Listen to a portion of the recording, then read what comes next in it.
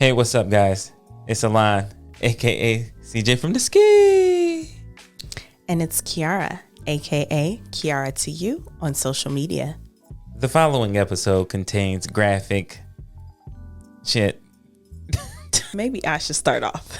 Hold on. Okay, I'll do it. The following episode contains graphic content. And may be intended for mature audience. There we go. Viewer discretion is advised.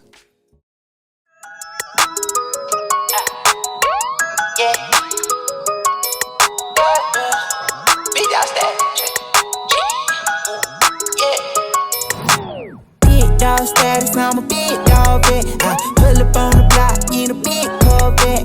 Riding around the city with a stick all black. Try with a stoker, we ain't with all that. Yeah.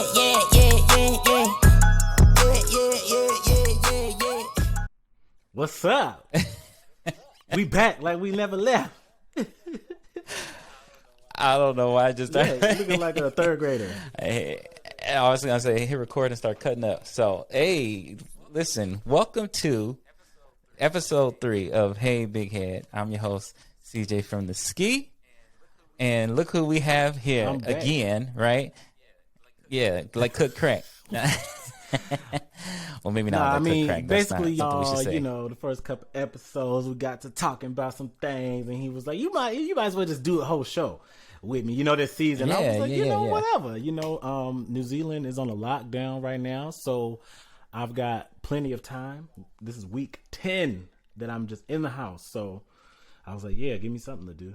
You know, week 10 weeks. Y'all been locked up, and we got another 4. She not letting us at the earliest.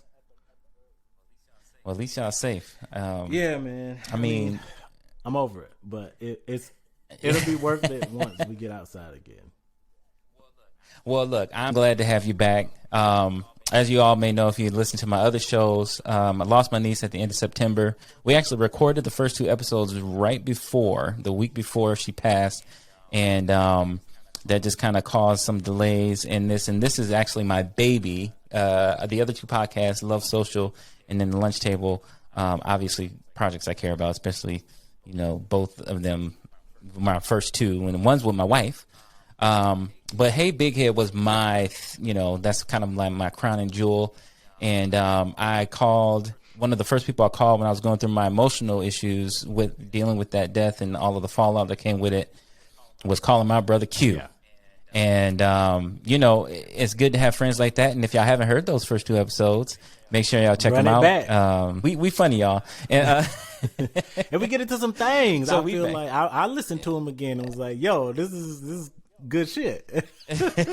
Oh, you gotta bleep me out? I I ain't gonna bleep you out. No. We we rated R in this bitch? What's the TVMA or MC 17? Yeah, I can roll with that. But I'm just blessed to be here. Kind of going through that definitely taught me a lot. You know, we're finally getting back to the swing of things. So this is episode 3. There's gonna be many more episodes to come. So I mean, stay tuned. Q is gonna be on the couch all season. I'm very excited to have him here. We're going to have some very intellectual. That's one thing my brother does is very intellectually. I was going to say intellectually challenged. I mean, he's very articulate, right? And all the way back to high school, I was always the guy that was pulling him down the bad path, and Q was always the overachiever. So we have a very good blend, yin and yang of. Yeah. So we're going to get right into this next episode. Q, I want you to kick it off. As you may or may not know, if you're living under a rock, there's this whole thing about Dave Chappelle's special on Netflix. Q's going to kind of go into it a little more here, and then we're going to kind of pick it up from there. So the whole thing, I mean, if you have been living under a rock and you don't know what we're talking about, basically Dave Chappelle is a famous comedian. He does stand-up specials, and he's very... No, I don't know. You got to go back that far. You just never know. Okay, let me not be ignorant. Okay, so Dave Chappelle has had his most recent special on Netflix as part of his big Netflix deal. It's like his 3rd installment or whatever, called... what's it called? Hold on. Let me look it up. While he finds that, his most recent special on Netflix, and It's called The Closer. That's right. So The Closer. Damn, 2 words. I know, right? Us. So The Closer. So basically, I mean, he spends quite a considerable amount of time talking about the trans community, right? And gay folks, and of course white people. That's kind of his MO. That's his shtick. Like, you know, I'm all about, and he says that repeatedly throughout the thing. Like, all my jokes are usually about white people. and you know, that's his thing. So now, in light of that special, there was a lot of backlash and outrage, of course, from the trans community and other members of LGBTQIA+, about... I know, it's getting long. It's getting real. It's getting real. Hey, we're going to have to start saying y'all shit in the jingle like the ABCs real quick. I know everybody started calling us the alphabet community or whatever, which, you know, is meant to be offensive, but fuck y'all. Don't give a fuck. Say that shit. You say everything else. You want to keep our name in your mouth, then it's full. How about that? Lil Boosie. That's for Lil Boosie. That's another podcast. But and then of course there was the other side of like, it's comedy, it's jokes. Get over it. Like, you know, stop trying to cancel people and cancel culture. So we've been having all of these conversations about being offensive or what's too far and who needs to just suck it up, right? And then of course there are people who are trying to boycott Netflix, like don't watch anything on there or pull his special off of the platform, etc., etc. So what CJ and I want to talk about is just as we've witnessed a lot of this conversation online and whatever about all of this stuff, what's missing is a lot of nuance and understanding. There's a lot of things that I can just, for me, I know that people just don't know any better about the subject matter, including Dave Chappelle. Right. Like, from the jokes that were said, that, like, when people hear, like, you hear people say, that's not funny. It's like, well, you didn't think it was funny because you just soft, you sensitive. And it's like, no, it wasn't funny because it wasn't smart. You know what I mean? Like, he was speaking on things that you could it exposes himself as not having a full clarity about the subject matter. And that's one thing about comedy is like, when you start joking on things, you're always able to make better jokes when you're informed about the subject you're talking about. Otherwise, you just end up saying ignorant things that are like, did you even read? Like, do you even? Because then it's not, and it's only funny to other people who also don't fucking know. You know what I mean? So you just got a bunch of non-informed people laughing at something where it's like more cringe. Yeah. So we just want to have a conversation just around defining some things and kind of debunking or just demystifying this concept and about trans identities, about how people get along with the trans community if you're not trans, and just what all of that is about. And hopefully through this conversation we can help people maybe kind of clear some of the cobwebs or some misconceptions about all of this that help them be better about how they feel about all of it. Whew. Right. I mean, we can even kind of take it back a little further and just, you know, the history of comedy has always been a guise to people to be either overtly racist and then say it's just comedy, or overtly sexist, fascist, whatever. And the problem is that most comedians are actually highly intellectual people, and they understand that. Put it like this: I've always been known to be a pretty funny guy, right? Throughout my life, I wouldn't say I'm at the stand-up caliber, or like, you know, or even Dave Chappelle stature, but I'm a pretty funny guy. I think I know how to articulate, and you need to have that when you're telling jokes. I know how to articulate things in a way that they can come off. I know I'm saying them to intentionally not harm you.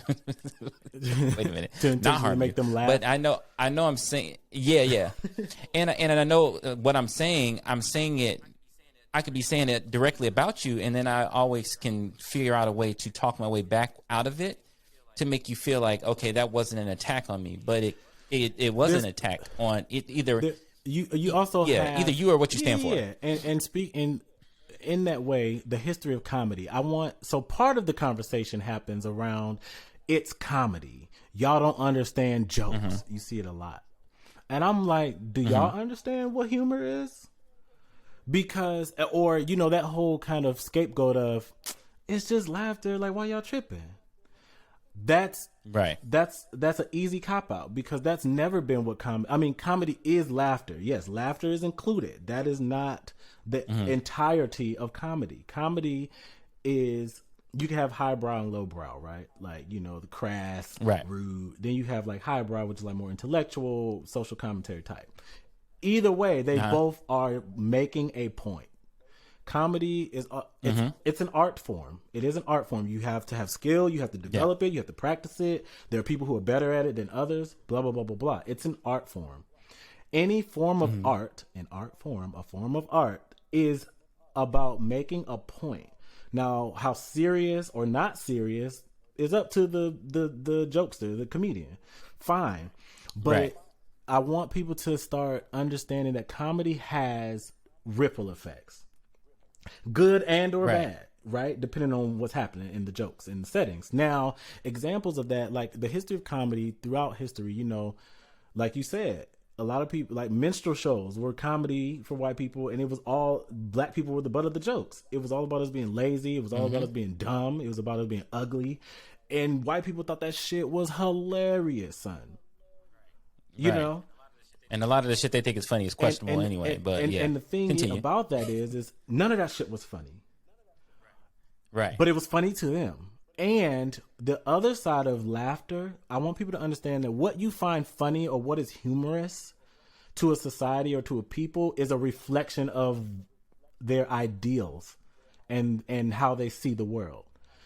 That's why comedy, when you can make masses laugh, like outside of your neighborhood or outside of your country, that's how you know you have a universal message, because people are seeing things through their lens. You know what I'm saying? What's funny because it's usually about relatability. There's different types of laughter that happens at comedy. It's like either you're laughing because, damn, I've been through that. I know exactly what you talk about. That shit is, you know, whether you're talking about something horrible or whatever, it's like, yeah, we all had that same experience. So you can laugh in your commonality about something.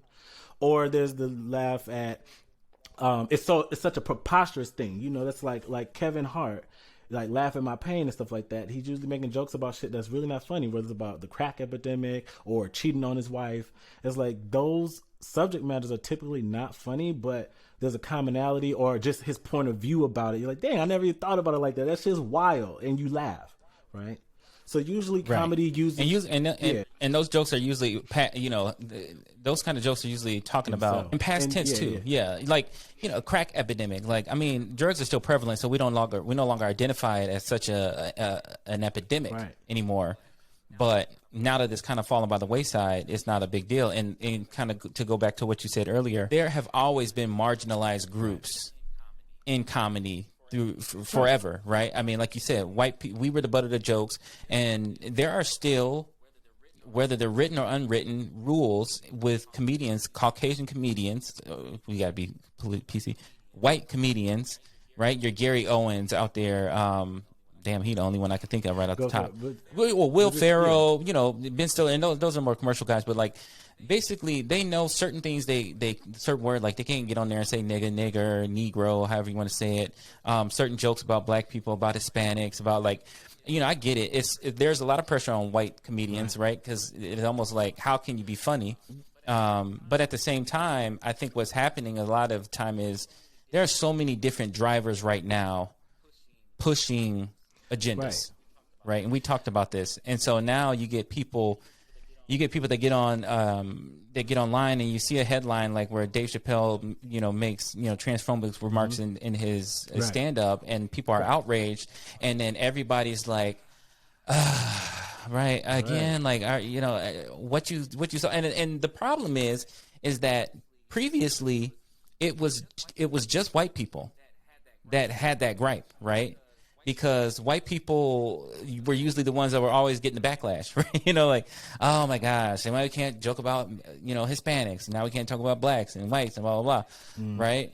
And then, you know, black comedians was starting to get backlash for, you know, having racist jokes or racist undertones in their jokes. But it's always just been really more so racist, and right? Sexism. They, you know, so... Exactly. Right. And now you have new groups emerging because of the access to technology, the access, we have information at our fingertips now. People are starting to live a little more open, more out loud, more themselves. Right. And, you got this agenda in Hollywood in general, but you got this agenda where they're trying to force things to happen versus just kind of letting them happen. Well, and so when there's a couple of things. You hit on a lot of things. One thing was about the impact of humor. Like you're saying, just like agendas, right? Yes, art has an agenda typically. That was part of where the point I was making is like it has consequences, good or bad. So like you can influence people with your art. Art is powerful. Comedy is powerful. When you can make people laugh, one, their defenses are down. It's hard for somebody to be, when you can get somebody to laugh, that means their guard is down. They trust in you to take them on a journey of whatever. And they're not going to be mad at what you say. And exactly. So what happens is you can either use that power to reinforce something they already believe, or you can challenge them about something they believe. You know what I'm saying? And that's the power of comedy. Either you're going to make them feel good about a shared experience and like shed some kind of joy on a usually hard situation, or you're going to make them think about something in a way that they haven't thought about it before. Forcing things. Now that comes up a lot when we talk about anything as it relates to LGBTQ plus things. LGBTQI. So you're saying forcing things. They forcing this on us. Why they got to put it in the shows? Why is it in cartoons? Why is it? And the thing about that, really quick, is that that whole thing of like be patient. I was watching. There's a really great documentary on, I think it's Hulu or Netflix. Can't remember which one, but it's with Will Smith and he's narrating it, and it's called Amend. It's all about the 14th Amendment and just like the history of black people trying to fight to be equal citizens and how it's never really worked, no matter how many amendments we've eradicated or added to the Constitution. Right. And so, but there's this recurring theme of being told to wait. It was like, so when it came to like black people, like, okay, we'll let you out of slavery. What else you want? It's like, well, now we want to be citizens. It's like, what? No. Then, that can't happen right now. Like, but then it was 100 years after slavery was over, and black people were like, okay, so can we be citizens now? Like, it's been 100 years, son. And they're like, y'all bugging with this again? Then it's like another 100. That was like Frederick Douglass. Right. Y'all, we be talking about these people like Frederick Douglass was the 60s. Frederick Douglass was a free slave in the 1800s. And we're still fighting for the same things that Frederick Douglass was hollering about. So in 2021, when I hear, because I just had it recently, when you have a white person say, well, we've come so far. What do black people want? Like, y'all been crying about this for almost 300 years now. Aren't you, like, just people, you want people, like, interracial, when it comes to interracial dating or black people being presidents or black people being anything other than what you thought they were supposed to be being. It's like, well, give people time. How much fucking time? Black people been here. You brought us here, my dude. Like, you brought me here, and you want me to wait for you to be comfortable about my presence and my existence and me having equal. So all of that to say, I'm getting hype. Please don't get me hype. No. But until your point, people forget that was just in the 60s. Like we literally. Our grandparents lived through the toward the end of segregation, and so it's not like I mean, like, think about it. Some of the first. My mom was born in the 60s. Go to desegregated schools. You know what I mean? Like, that's why. Right. That's not that long ago. And the thing about gay, so then you get to LGBTQ stuff. Then it's like, gay people been fighting for rights for a long fucking time. Technology, like you said, has made it more accessible, and yes, there's more leniency now where you're seeing more of it on TV.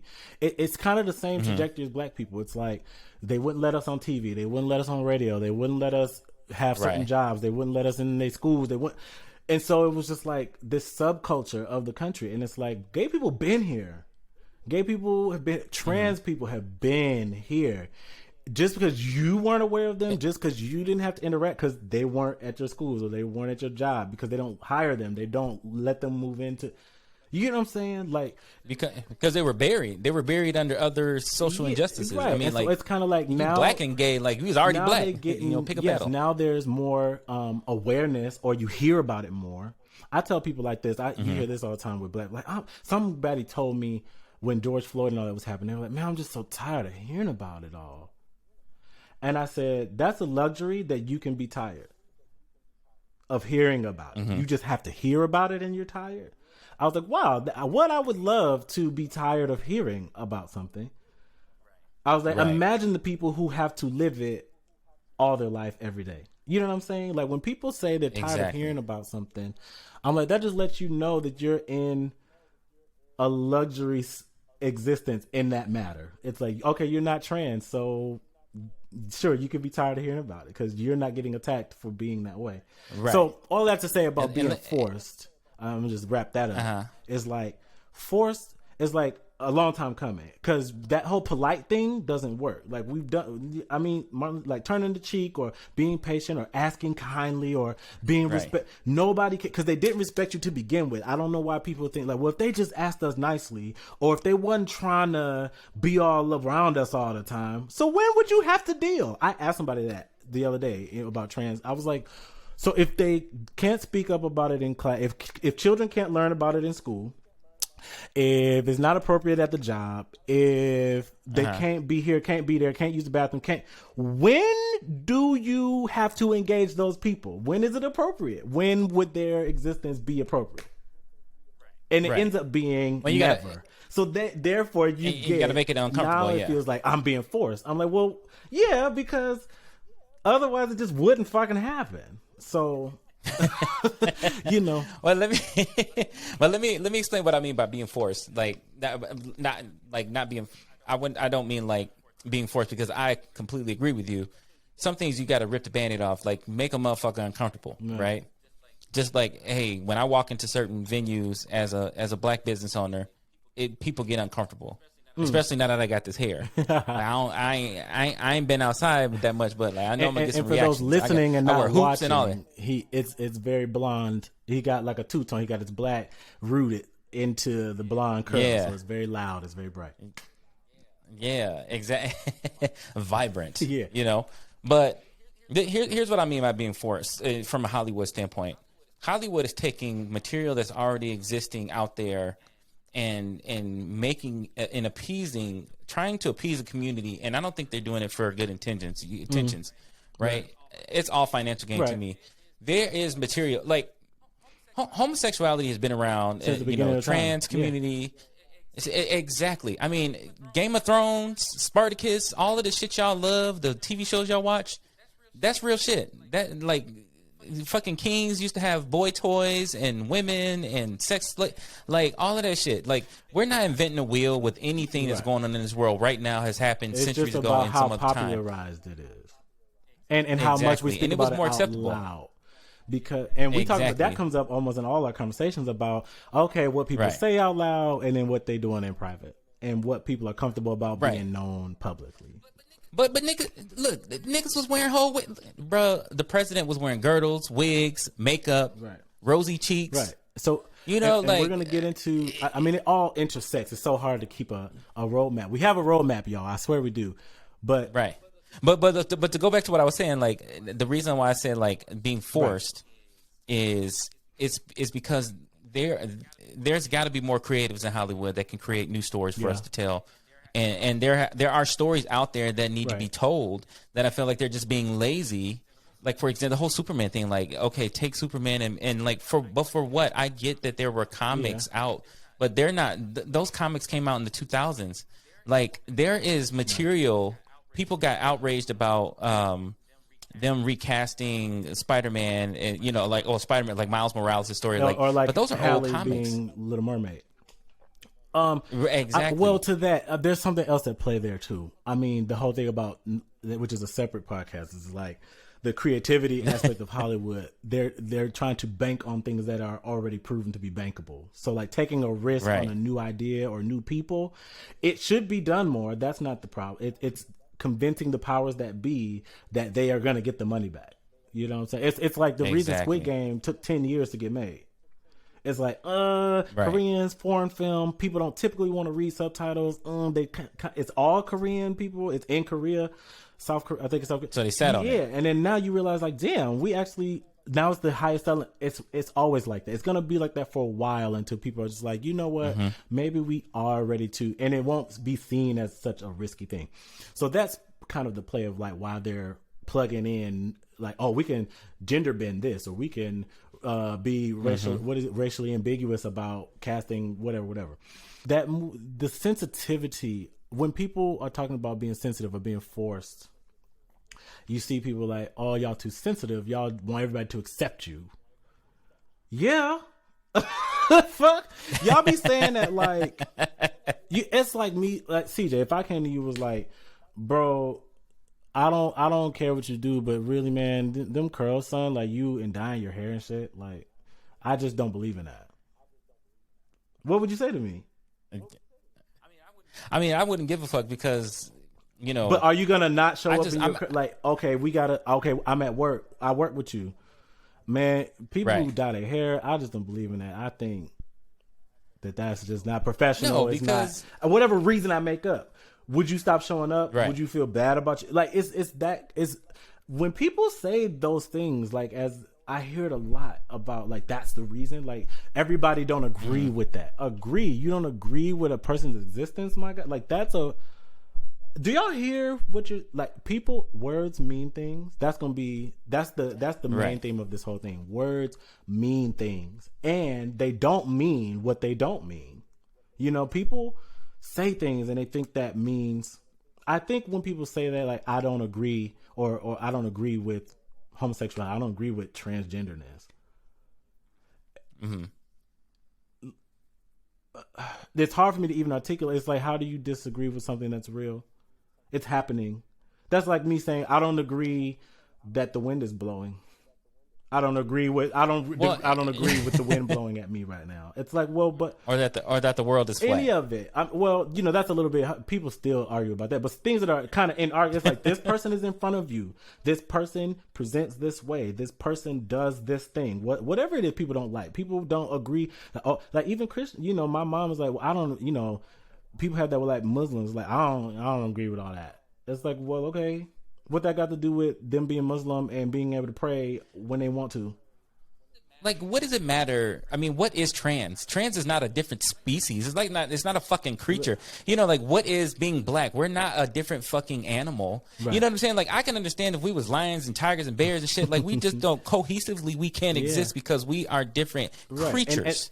We're a different species. It always blows me when people get hung up about things they quote unquote don't agree or don't like. It's like me and my mom had that when I first came out or whatever, and she was like, I just don't agree with it. I'm like, okay, what? But why? It doesn't matter why. I mean, hers is mostly religious, right? Well, but the reason don't matter to me. I'm just kind of like, well, okay, so don't be gay. Like, that's all that's as far as that goes. Like, okay, you don't agree with being gay. Okay, so don't be fucking gay. Don't date women, mom. Like, okay, so then that will be your truth. Like, your truth is you don't agree with dating the same sex. So then don't do that. So then you're going to inflict your belief on other people. Like, you shouldn't do it either. I've never just understood how people do that. And it shouldn't matter because who you lay with, what you do behind closed doors should be nobody's business. Or even if you know, it doesn't make a fucking difference. It's like, I know who you sleeping with. You're married to your wife. I don't care about it, but it's like, that shouldn't influence anything about how I treat you. So even if you do know that, okay, I'm engaged to a man, and you could probably assume we be fucking. What that got to do with how you treat me? Okay, so we hold hands at the grocery store, at the park. And you mad? That's fucking stupid. I've never been mad at anybody holding hands. Interracial, same sex, like what? I've just never understood that shit. So all of that stuff to say. Let me calm my voice down. Well, and that could be a whole other show about religion. Because let me tell you something. But we're talking. That's a catalyst to a lot of this. People feeling forced and people feeling attacked. Also, plug heterosexualness is not being attacked, you guys. That's just not a real thing. It's not. But I understand how people feel like, oh, we're just hearing about so much about it. They want us to accept. I'm like, yes, because there's nothing wrong with acceptance. Acceptance doesn't have to mean you're good at acceptance. And maybe we should use a different word. I think people get hung up on syntax. Acceptance to me means allowing people to do them freely without interceding, without objection, without interference.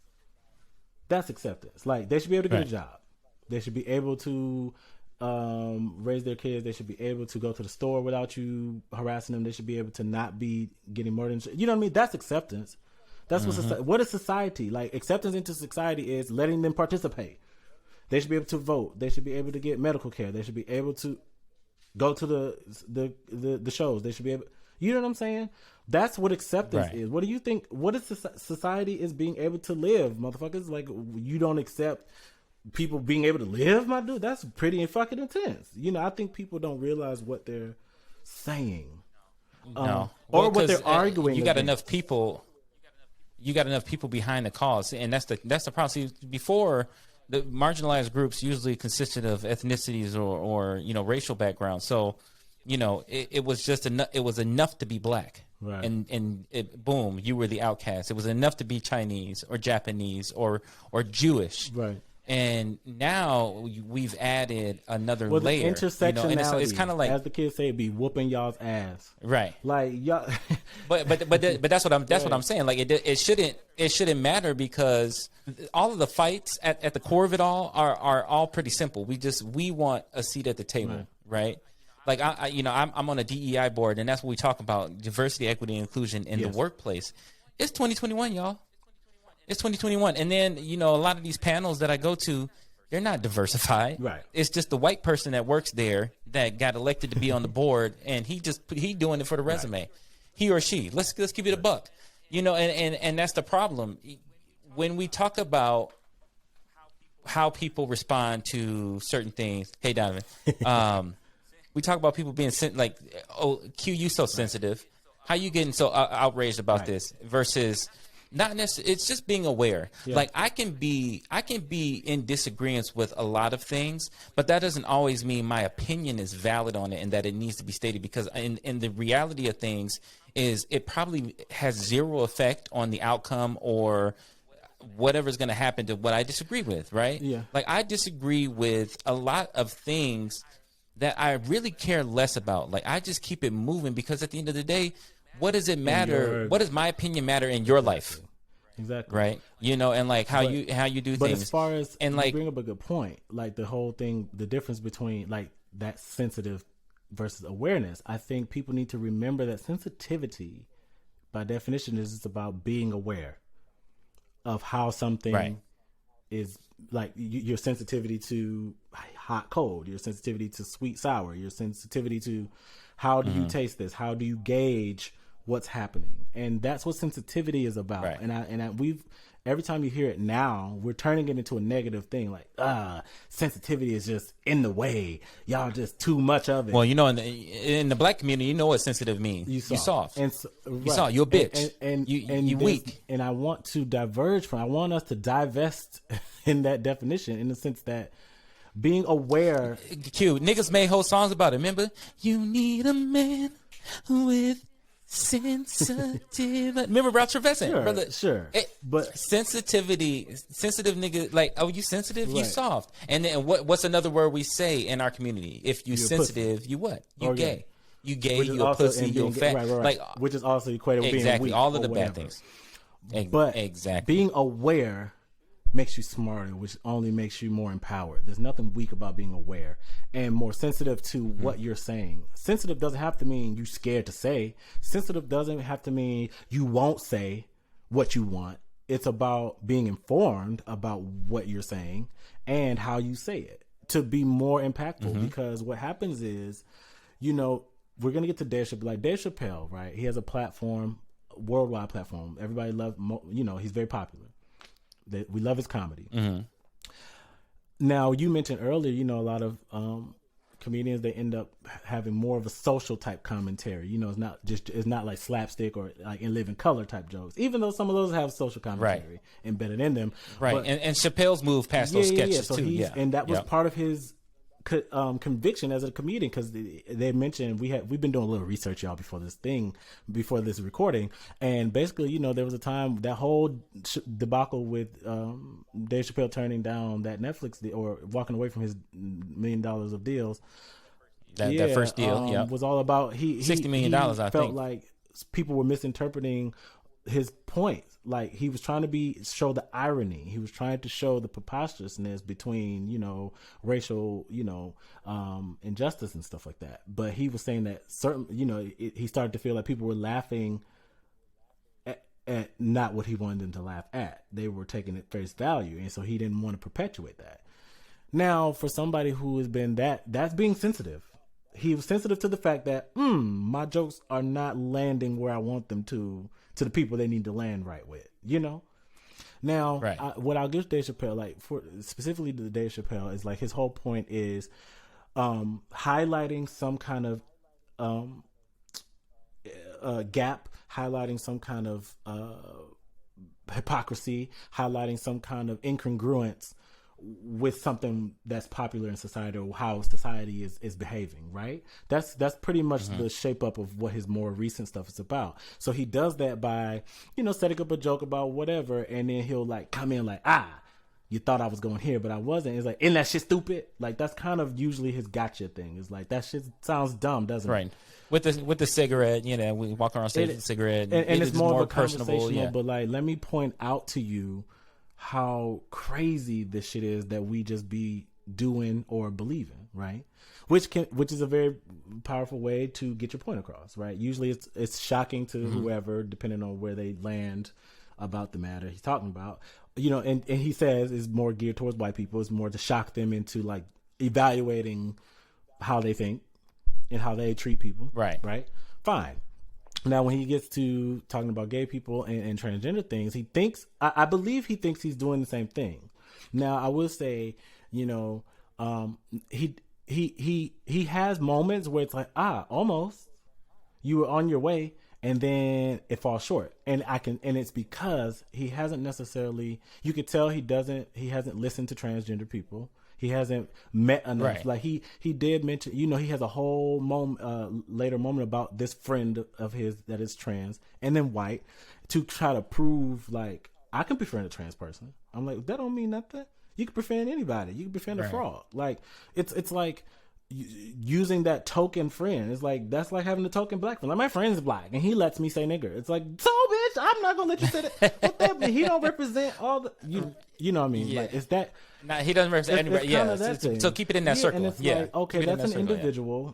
The community at large, or just the issues that are on that community. Have you engaged with that? Have you studied about what it is that they're dealing with, and tried to understand those people and listen to those people to be able to craft jokes about them? And you could tell that he hasn't. You know what I'm saying? Because even in his description of that friendship, it was all about comedy. And it was like, did you get to know her as a person? And like her personal, you know what I mean? So to that, I think I just wish he were more informed. I would bet a lot of money that if he were more informed and he knew more information about the transgender experience, his jokes would be very different. Well, I think kind of harkening back to what you said too, it goes back to comedians kind of always having a very long leash, right? They've always had a very long leash. And, you know, I see the comments online like, well, you know, comedy used to be this and that back in the day. Like the comedy that we grew up on from like Comic View and like King's Comedy and like the Steve Harveys and the Bernie Macs, of course they were offensive. Of course they told raunchy jokes about different races, sexism, you know, gender roles and identities and all of that. But things have to evolve with the times. I mean, if you want to stay in the 1980s, you got to move around. Nothing can stay in the 80s. The music, movies, the fashion, nothing. So why would comedy be able to stay in the 80s or the night? Like, I don't know why you expect this freezing kind of effect on what is acceptable, and picking and choosing what can come in the future and what needs to, you know, be like But look at this, bro. So I don't know if a lot of people knew this, but there are actually a lot of comedians that were gay, homosexual, bisexual, whatever you want to call it, that a lot of people don't know about. Richard Pryor. Richard Pryor was one of them. He was bisexual. And openly bisexual. He raised money for gay rights organizations. Most of Hollywood is very much so. What they just kind of whatever's the flavor at the time, right? We all know Tyler Perry kind of made it comfortable. Eddie Murphy's done gender, cross-dressing for movies. Tyler Perry did it with Medea. There's a lot of black Moms Mabley, right? She was the first black female stand-up comic that was lesbian, like out. Yeah, and that's what lets me know that people when they say y'all don't know about comedy, I'm like, no, you don't know about like, you know what I'm saying? This is not newness. This is not a problem. You know what I'm saying? And we can't forget RuPaul's contributions and everything like that too. Because Dave Chappelle does this too. It's like we separate black and LGBTQ really hard, and it's like you have to either pick one. And I'm like, intersectionality, guys. People are a lot of things. You want people to be like, I'm a man, I'm black, of LGBTQ experience, perhaps like I'm a Christian too, perhaps I'm a Democrat, perhaps I'm a whatever you can add on to your identity, right? There's a lot of things, and those things overlap and sometimes are dissonant with each other. They don't really agree.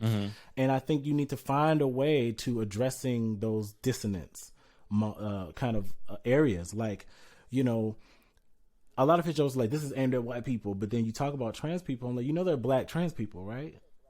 And or brown trans people who, even within trans, are getting the brunt of the violence. They're getting the brunt of all the discrimination. So he doesn't. So when you asked me before about like what could have been done better, or because a lot of people are thinking they don't want trans people to be joked about, or gay people don't want to be joked about, and that's not the case.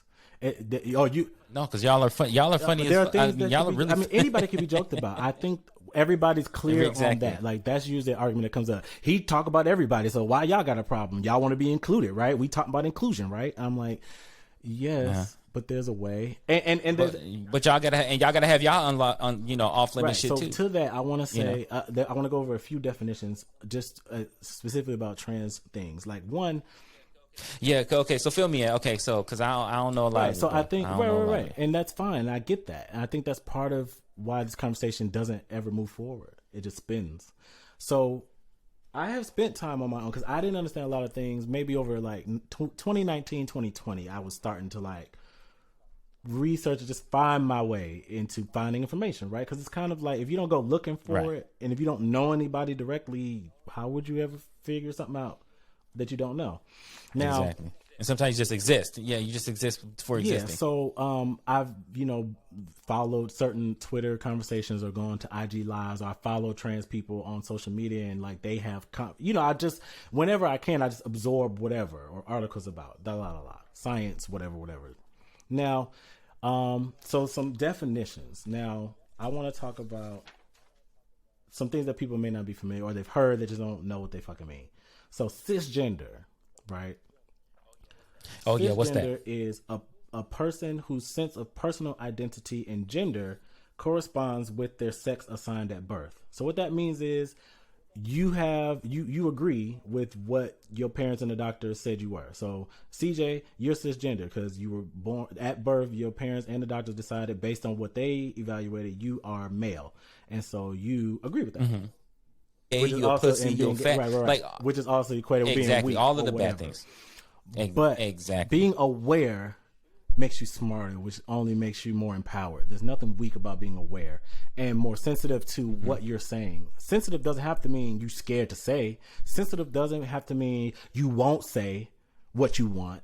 It's about being informed about what you're saying and how you say it to be more impactful. Because what happens is, we're going to get to Dave Chappelle. Like Dave Chappelle, right? He has a platform, worldwide platform. Everybody loves, he's very popular. We love his comedy. Now, you mentioned earlier, a lot of comedians, they end up having more of a social type commentary. It's not like slapstick or like In Living Color type jokes, even though some of those have social commentary embedded in them. Right. But, and Chappelle's moved past those sketches so too. And that was part of his conviction as a comedian, because they mentioned we've been doing a little research, y'all, before this recording, and basically, there was a time that whole debacle with Dave Chappelle turning down that Netflix deal, or walking away from his $1 million of deals. That first deal, was all about $60 million. I felt think like people were misinterpreting his points. Like, he was trying to show the irony. He was trying to show the preposterousness between, racial, injustice and stuff like that. But he was saying that he started to feel like people were laughing at not what he wanted them to laugh at. They were taking it face value. And so he didn't want to perpetuate that. Now, for somebody who has been that's being sensitive. He was sensitive to the fact that, my jokes are not landing where I want them to the people they need to land right with, Now, right. What I'll give Dave Chappelle, specifically to Dave Chappelle, is his whole point is highlighting some kind of gap, highlighting some kind of hypocrisy, highlighting some kind of incongruence with something that's popular in society, or how society is behaving, right? That's pretty much the shape up of what his more recent stuff is about. So he does that by, setting up a joke about whatever, and then he'll come in you thought I was going here, but I wasn't. It's isn't that shit stupid? That's kind of usually his gotcha thing. It's that shit sounds dumb, doesn't right. it? With the cigarette, we walk around stage with a cigarette, and it's more of a personable. Yeah. But let me point out to you how crazy this shit is that we just be doing or believing, right? Which is a very powerful way to get your point across, right? Usually it's shocking to whoever, depending on where they land about the matter he's talking about. And he says it's more geared towards white people. It's more to shock them into evaluating how they think and how they treat people. Right. Right? Fine. Now, when he gets to talking about gay people and transgender things, he thinks, I believe he thinks he's doing the same thing. Now, I will say, he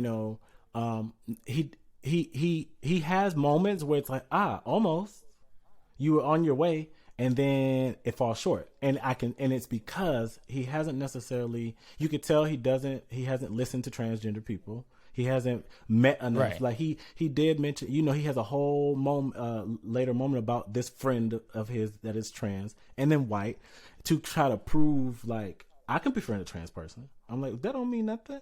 You can befriend anybody. You can befriend a frog. It's like using that token friend. It's that's like having a token black friend. My friend's black and he lets me say nigger. It's so bitch, I'm not gonna let you say that. What that mean? He don't represent all the you know what I mean? Yeah. It's that. Nah, he doesn't represent anybody. Yeah, so keep it in that circle. And it's okay, keep that's an individual. Yeah. The community at large, or just the issues that are on that community. Have you engaged with that? Have you studied about what it is that they're dealing with, and tried to understand those people and listen to those people to be able to craft jokes about them? And you can tell that he hasn't. You know what I'm saying? Because even in his description of that friendship, it was all about comedy, and it was did you get to know her as a person? And her personal, you know what I mean?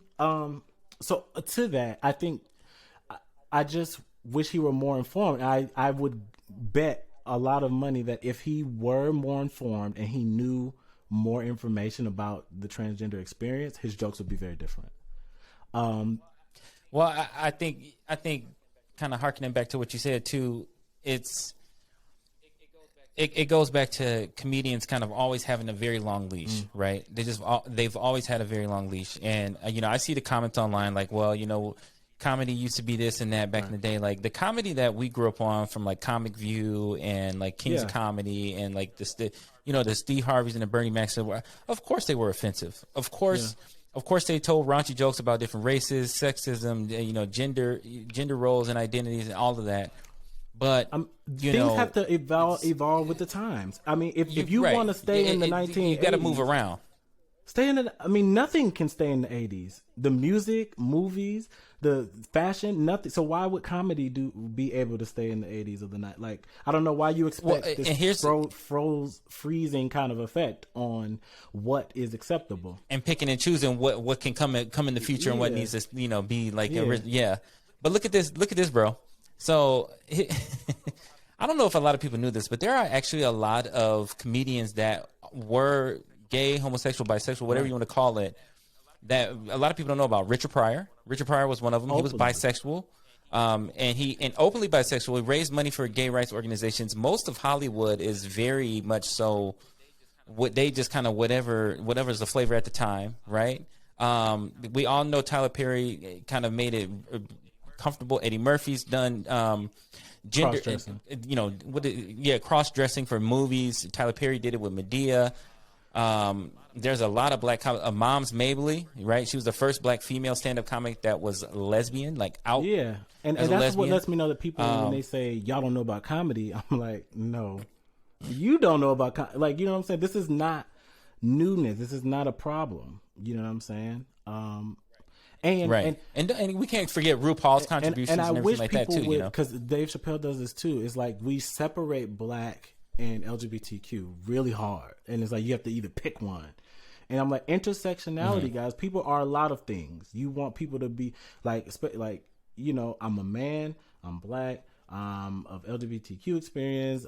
Perhaps like I'm a Christian too. Perhaps I'm a Democrat. Perhaps I'm a whatever you can add on to your identity, right? There's a lot of things, and those things overlap and sometimes are dissonant with each other. They don't really agree. And I think you need to find a way to addressing those dissonance areas. Like, a lot of his jokes like, this is aimed at white people, but then you talk about trans people, and like, they're black trans people, right? And or brown trans people who, even within trans, are getting the brunt of the violence. They're getting the brunt of all the discrimination. So he doesn't. So when you asked me before about like what could have been done better, or because a lot of people are thinking they don't want trans people to be joked about, or gay people don't want to be joked about, and that's not the case. No, because y'all are fun. Y'all are funny. There are things y'all are really. I mean, anybody can be joked about. I think everybody's clear on that. Like, that's usually the argument that comes up. He talk about everybody, so why y'all got a problem? Y'all want to be included, right? We talk about inclusion, right? I'm like, yes, but there's a way, but y'all gotta have y'all off limit shit too. To that, I want to say I want to go over a few definitions, just specifically about trans things. Like one. Yeah. Okay. So fill me in. Okay. So because I don't know a lot. Right. So I think right, and that's fine. I get that, and I think that's part of why this conversation doesn't ever move forward. It just spins. So I have spent time on my own because I didn't understand a lot of things. Maybe over like 2019, 2020, I was starting to like research and just find my way into finding information. Right? Because it's kind of like if you don't go looking for it, and if you don't know anybody directly, how would you ever figure something out that you don't know? Now, exactly. And sometimes you just exist. Yeah, you just exist for existing. Yeah, so I've, followed certain Twitter conversations or gone to IG Lives, or I follow trans people on social media, and like they have, I just, whenever I can, I just absorb whatever, or articles about, science, whatever. Now, so some definitions. Now, I want to talk about some things that people may not be familiar, or they've heard, they just don't know what they fucking mean. So cisgender, right? Oh, yeah, what's that? Cisgender is a person whose sense of personal identity and gender corresponds with their sex assigned at birth. So what that means is you agree with what your parents and the doctor said you were. So CJ, you're cisgender because you were born at birth. Your parents and the doctors decided based on what they evaluated, you are male, and so you agree with that. Mm-hmm.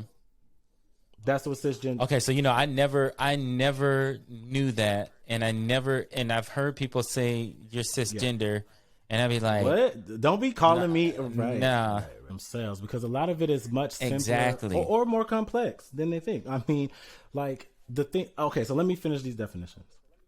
So cisgender, to recap. Oh yeah, go back to that. Whatever the doctors and your parents. Now hear me, because we're going to get into some things about how these definitions come about. Cisgender. The doctors and your parents agree what you were when you were born, and then you also agree with that. That's what cisgender is. Okay. Transgender is just the opposite. Whatever the doctors and your parents assigned you at birth, you at some point don't agree with that. That's what just transgender. Transform. Transition. The words are like trans is just. Transmission is like changing gears. Yeah, but it's kind of in the sense of this definition. It's not. It's just that's just what it is. Gotcha. It's just the opposite. You just don't agree with what you were signed with. Now, before I get into how that plays out, What do I want to talk about? Oh, gender versus sex. Now, this one, a lot of people don't think about it as clearly, or those are two different things. A lot of people conflate the two. Like sex and gender are the same, right? I thought it was the same. And I think that's, because, okay, think about it. When we learned all of these things, like maybe middle school or whatever, sex ed, they gave us a very basic understanding. They gave us male, female. They gave us, sex, gender. Boy, girl. Yeah, and it, Pink, all blue. of that. And chromosomes, double X for girls and XY for men. Yabba. Reproductive organs, fallopian tubes, et cetera, menstrual cycles, and wet dreams. Boom. Right. Now, man, and I didn't get those until I was like almost. And some people don't have those basic understandings of just what they do give us. So then there's nuance and complexities to it, because when you get to now intersex, what do you know about intersex people? Let me research it. So I just off the top of the, I don't know shit. So I don't. So a lot of people don't know that that's a thing. Like intersex is what in the 90s we would have said like hermaphrodite, right? We said that word a lot. That is not the proper term, you guys. That's not PC or respectful. But what it refers to is it's basically an umbrella term for a variety of situations in which a person is born with reproductive or sexual anatomy that doesn't 100% fit in either box of male or female. So what that means is there are people who at birth, it can happen different ways. It could be they don't have enough of the reproductive to say that they're all the way one thing. They might have both.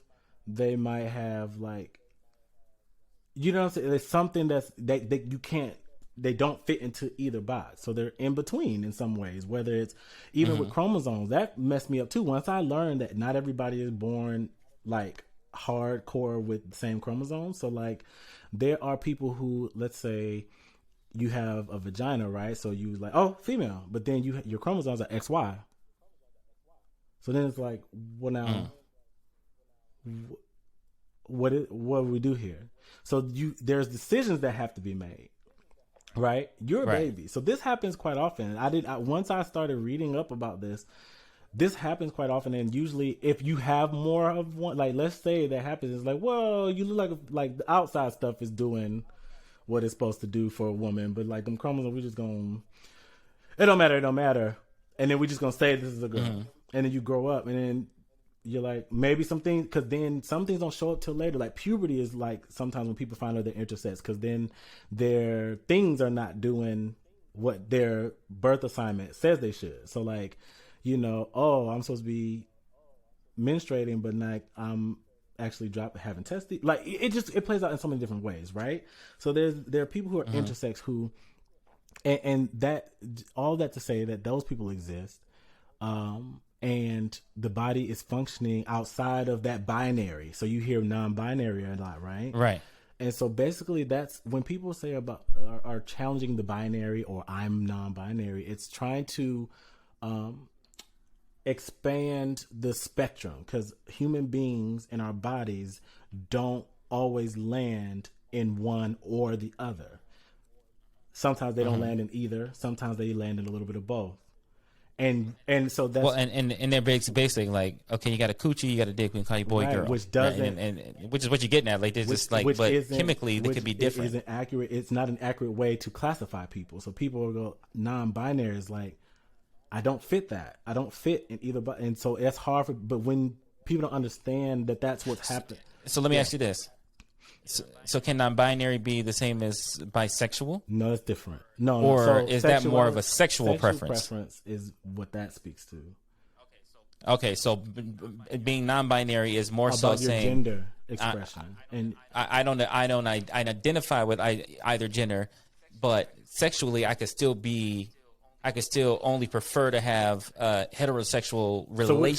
So let me do it but this still way. be non-binary. So there's a couple more definitions. Now we're going to talk about sex versus gender. Now sex relates to male female, right? Gender is, they're both invented. I mean, when you go back to the history of like where these terms came from, they're made up. They literally are made up. All of these classifications and what we decided makes people just being born. And then once people start caring about people's reproductive things in their body parts, then doctors put words power, on it classism, and put words on it. It's not like they hold any power outside of what we gave them, right? So like at some point we decided this is what makes you a woman and this is what makes you a man. And so woman, man, and sex and gender is different. So then you hear gender roles, right? So the difference between sex is like when they identify your biological things and classify you as something. Your gender is like what that sex is supposed to do. So that's what gender is and gender roles. So like that's separate. So like when you hear people say gender bending, that's not necessarily to mean they don't want to be a woman. That means they're not going to do what you say women should be doing. Or I'm not doing what... They're not going to do the stereotypical feminine things or the stereotypical masculine things. Like having babies or wearing skirts or staying at home. Right. Clean, like all these gender... What we associate with that particular gender role.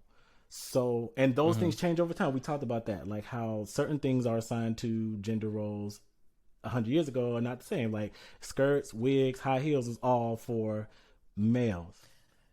And now, well, let me ask you this, because to kind of to your point. So why is it important that people overtly or openly identify as she, her, he, him, them, they? Okay, I see that a lot. Yes. Okay,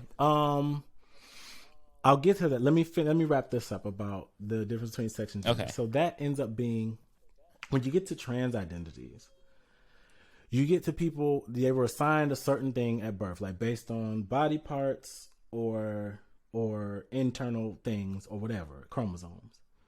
Maybe there's what is happening right now is a challenge of, hey, just because I have these chromosomes doesn't mean I have to express my gender that way. Okay, so I have a penis. Why do I have to fit the picture of a man to you? I'm challenging what that gender norm means. Like if I have a penis and all the reproductive things of a man, whatever, XY chromosomes, fine, and you assign me male at birth. Okay, so I want to have some titties. I want to wear a dress. So you know, like right. kind of. I might be, and forgive me, I am not of trans experience. I'm not speaking on behalf of, or like but this is like kind of how I'm working my way into understanding. It's just like your gender expression can be different from what your sex is, because they don't have to be the same. Now, right, and I'm glad you're not. And I'm glad you're not trans, because I think that's the easiest way to get. That's the easiest cop out that a lot of people do. You know, if they offend black people, they will invite a black person on and let them talk about the plight and why it's important not to offend. Or, you know, the easy thing we could do is say, let's bring somebody that's trans or identifies as trans and bring them on the show and get their opinion. Yeah. But these conversations need to happen. You know what I'm saying? Like, we need to hear from people, because like you told me earlier, because I remember I made this comment as we were talking about getting this episode going. I said that I don't really have a valid point to make in this fight, because A, I didn't watch the special, and then B, I don't identify in the community, so I can't say that it would offend me like it would offend you. And you quickly correct me and said you can be offended and empathetic and not necessarily be directly impacted. Right. Because so you can still have sympathy. And that's part, like the commonality. Exactly. I want people to, you can find your commonality, whether you don't understand. Like I understand, like it can be complicated for those who are not experiencing it, right?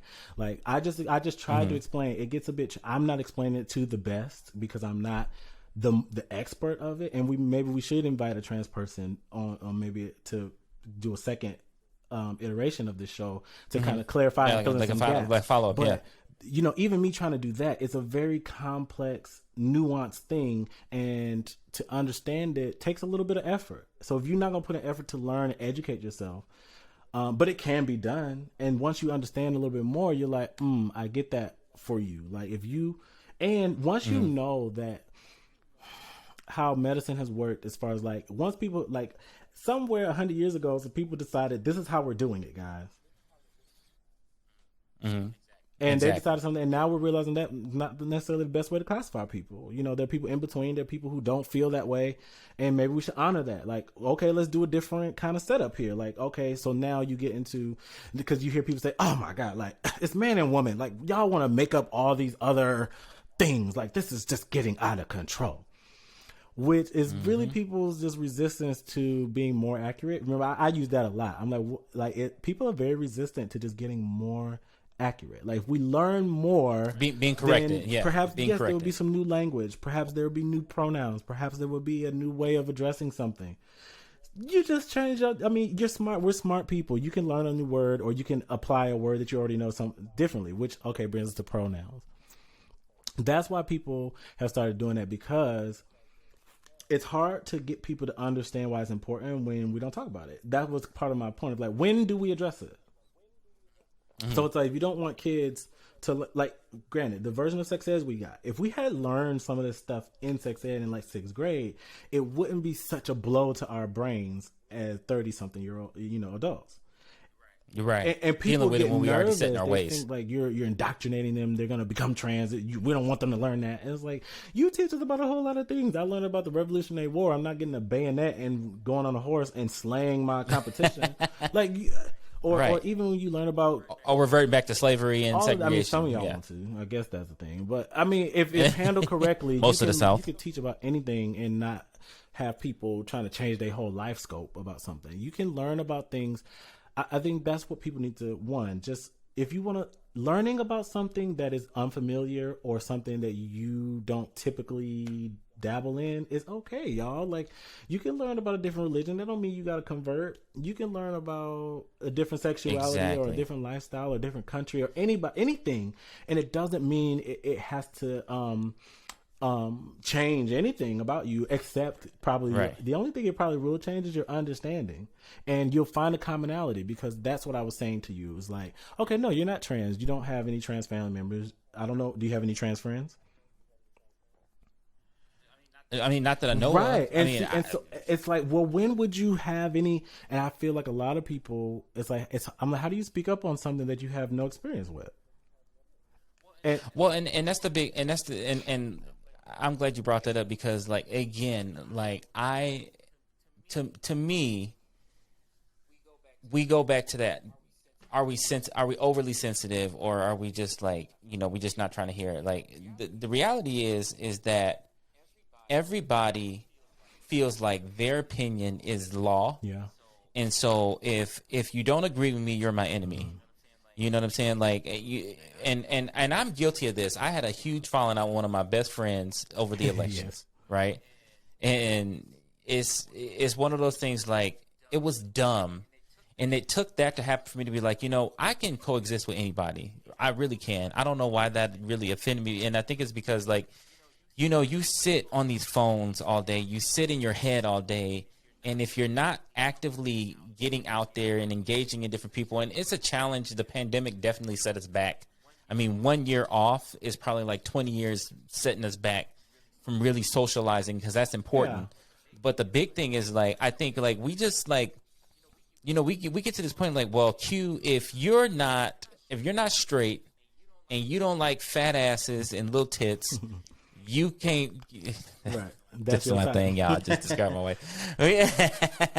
But that's what I'm saying. Like, to me, it's just like, burn them at the stake, and that shouldn't be the case. Like you said, if just like we doing right now, and again, it goes back to, you are not my only gay friend. You know what I'm saying? And the more people, and you're not my gay, you're not the label gay friend. Yeah, like you're my best friend. Meet different people, and you start to learn about different things. And I think so. All that to say, I wanted to get back to Dave Chappelle and about just comedy and why it's dangerous. Like, some people don't understand the danger, right? They're like, "What are y'all talking about? Y'all making that up."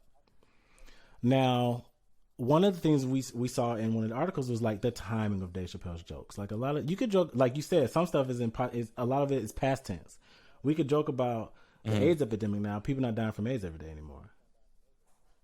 We can, some people make September 11th jokes. I don't really think they're funny, but we're 20 years out. You know what I'm saying? Like, the point is, the further out from some kind of epidemic or horrible thing, the more likely you're able to everybody to laugh at some point about it,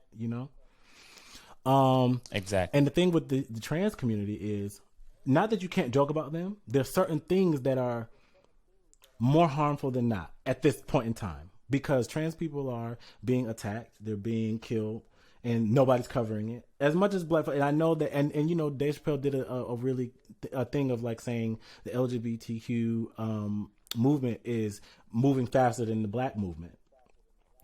And I'm like, well, same with the Asian movement. Same like, with that. How are we quantifying that? He never said how. I'm like, what do you mean? Like, gay people still not able to adopt in certain places. People still not even be gay out loud in certain states. Like, what do you mean? What do you mean? What do you mean? Like, how are you classifying moving faster? You know what I'm saying? Besides the point, it was a dangerous comparison to say, or pitting the two, because one, there are many gay people in the black movement. It's like gay people were behind the gay movement, fighting multiple fights. Exactly. I see what you're saying. My God, that's so horrible. I can't say. I need to get his name. But for Martin Luther King, and old boy was gay, and they were like, you can't be the face of this movement because you're gay. But we're gonna take all your ideas and we're gonna do it, and then MLK will be the face. They're about to do a movie about him, because up till now, nobody wanted a gay man to lead that. And I'm like, so we've been forced to separate those things. Same thing with gay rights, like LGBTQ. That was trans women. Trans women started that movement, pushed for that, and they've been pushed to the back of the line as far as all the letters in that long train. We've added more letters, and trans people are still at the back. You know what I'm saying? But they were the ones who started that shit. And so it comes down to, that's why it's dangerous, because they're still fighting that right now. They're getting picked on. They're getting marginalized. That people don't want to hire them. They can't get health care. People don't want to treat them because they're like, you're not a fucking woman, or you're not a man. So we're not, when you go to prison, they're throwing people in. Like it permeates through a whole lot of just civil rights and personal rights that have nothing to do with your discomfort or your disagreement. It's like, they should be able to go to school. They should be able to get the job regardless of how uncomfortable you are that they are looking how they look, or their gender expression looks. You know what I mean? Like, what does it have to do with them? If they're capable for the job, they should be able to get it. If they want, housing discrimination, that should not be happening. That's what they're fighting for. So that's why it's harmful at this time. But do you know what that fight? You know what that fight sounds like?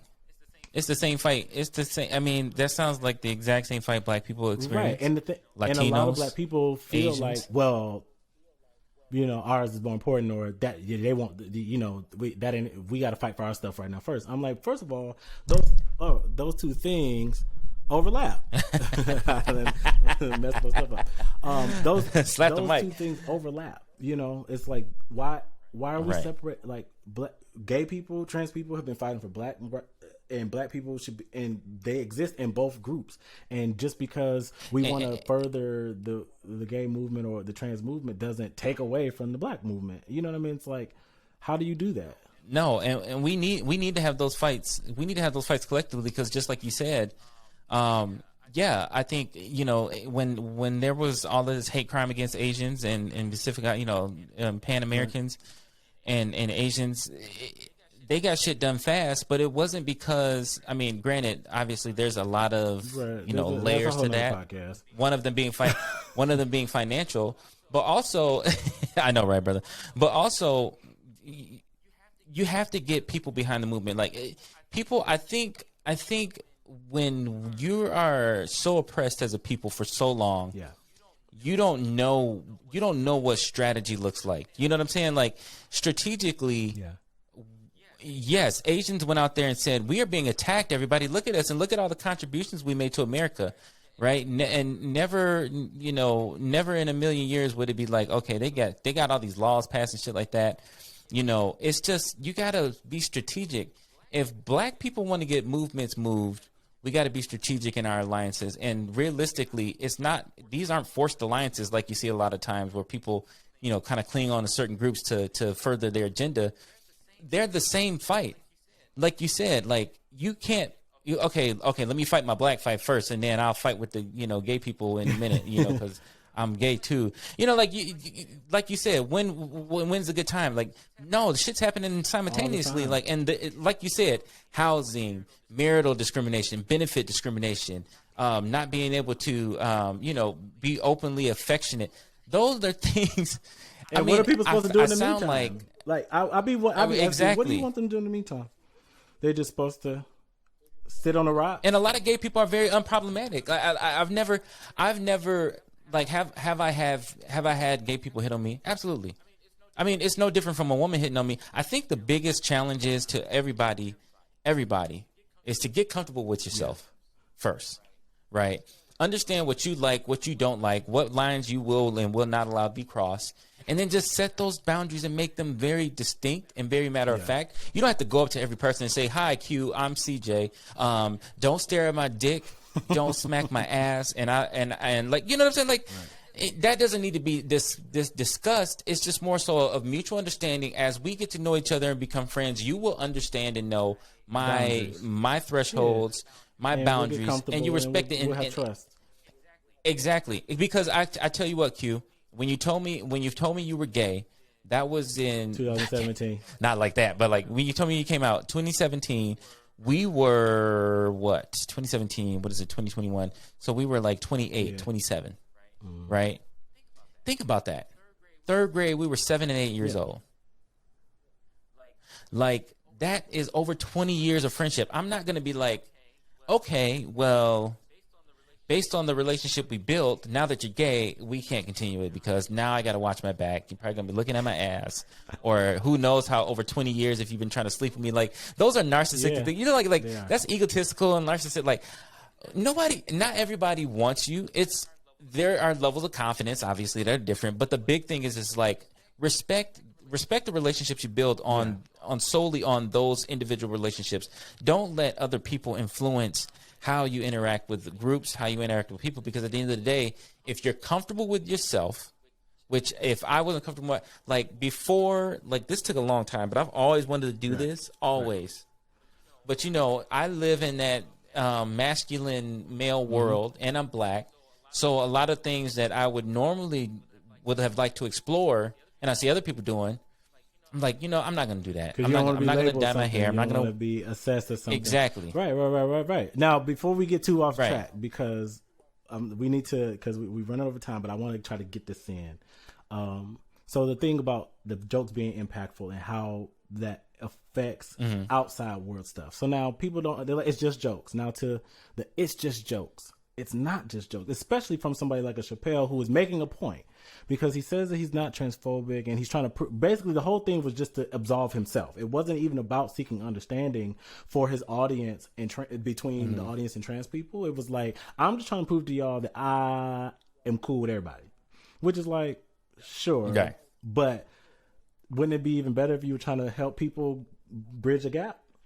And the thing, maybe just a different message delivery. Yeah, and so the thing was like the joke. You can joke about whoever. It's the type of jokes he was making is like, he made the you can get your pussy like from a doctor, but is it pussy? It's like more like impossible pussy, or like tofu pussy, right?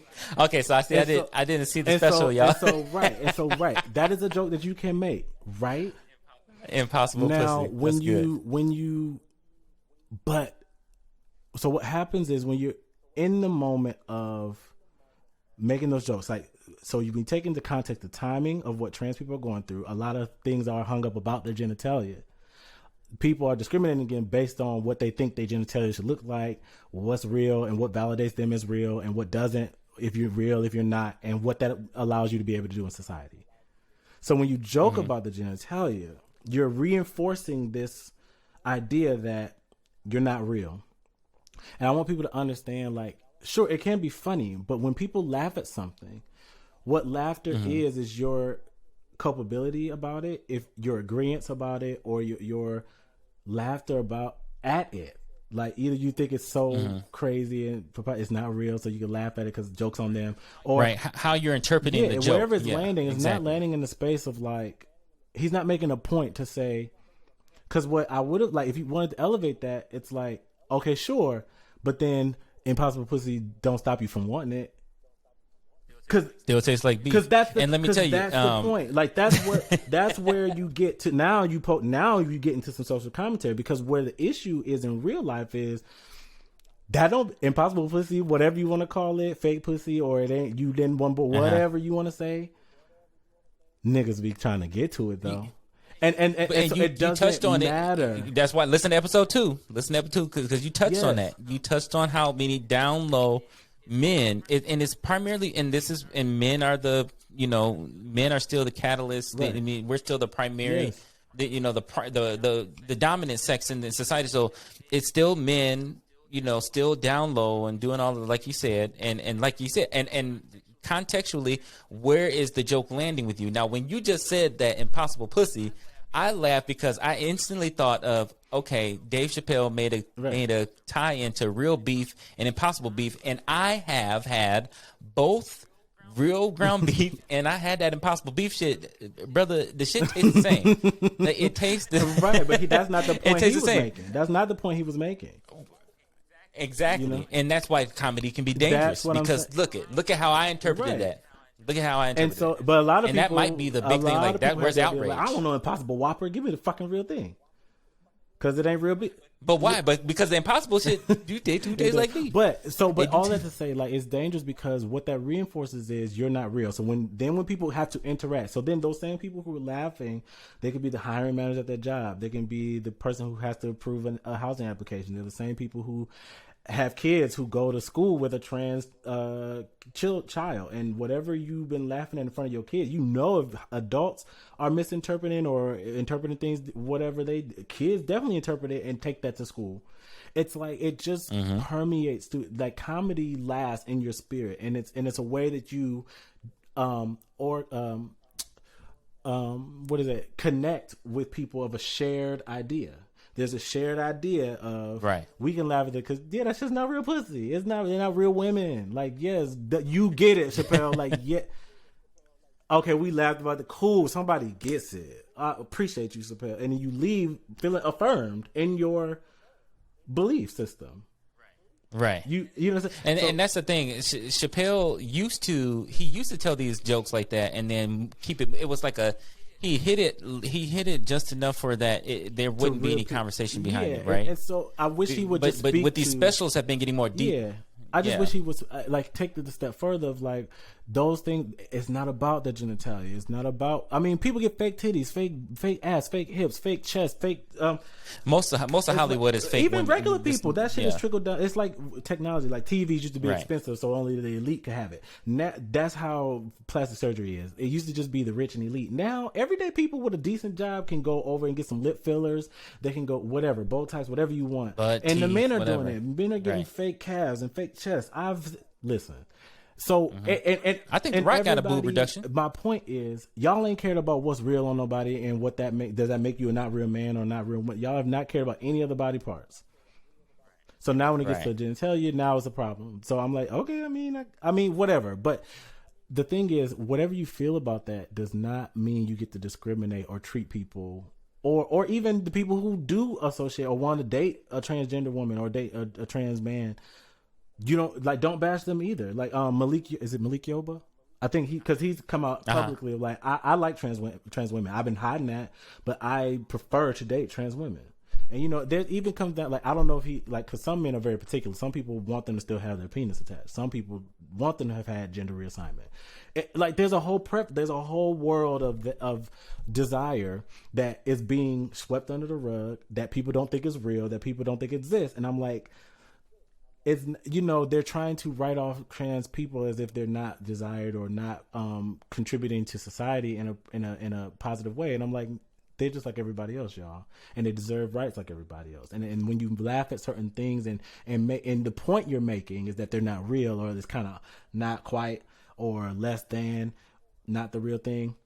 And then also, a lot of people have the equation of like, well, if you can't give birth, if you can't do this, if you can't, then you're not. I'm like, well, what about the women who are women at birth who can't have children? What does that mean for their womanhood? And a lot of women do feel that way. A lot of cisgender women do feel like once they figure out they can't have children, they feel like, oh shit, I'm not a real woman.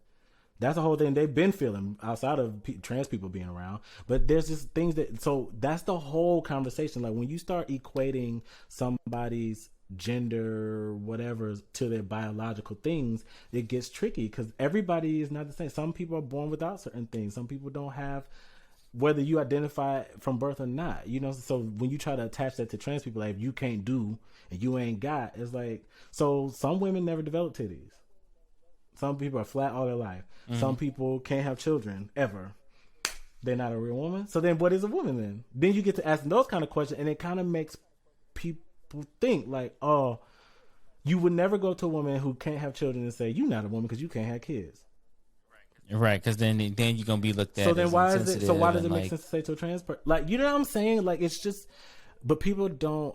But what's in your mind that makes you want to say those things out? Because like I said, everything that comes to your head, you don't have to say out loud. Like, because it's not important. Is that gonna make a difference on their lives? Possibly no. Then just keep it to yourself. You know, like, I mean, what see does shit that I don't have agree to do with. with? Okay, so and so wants to date them, and so and so wants to build a life with him. So and so wants to hire them. So and so wants them to be. You know what I mean?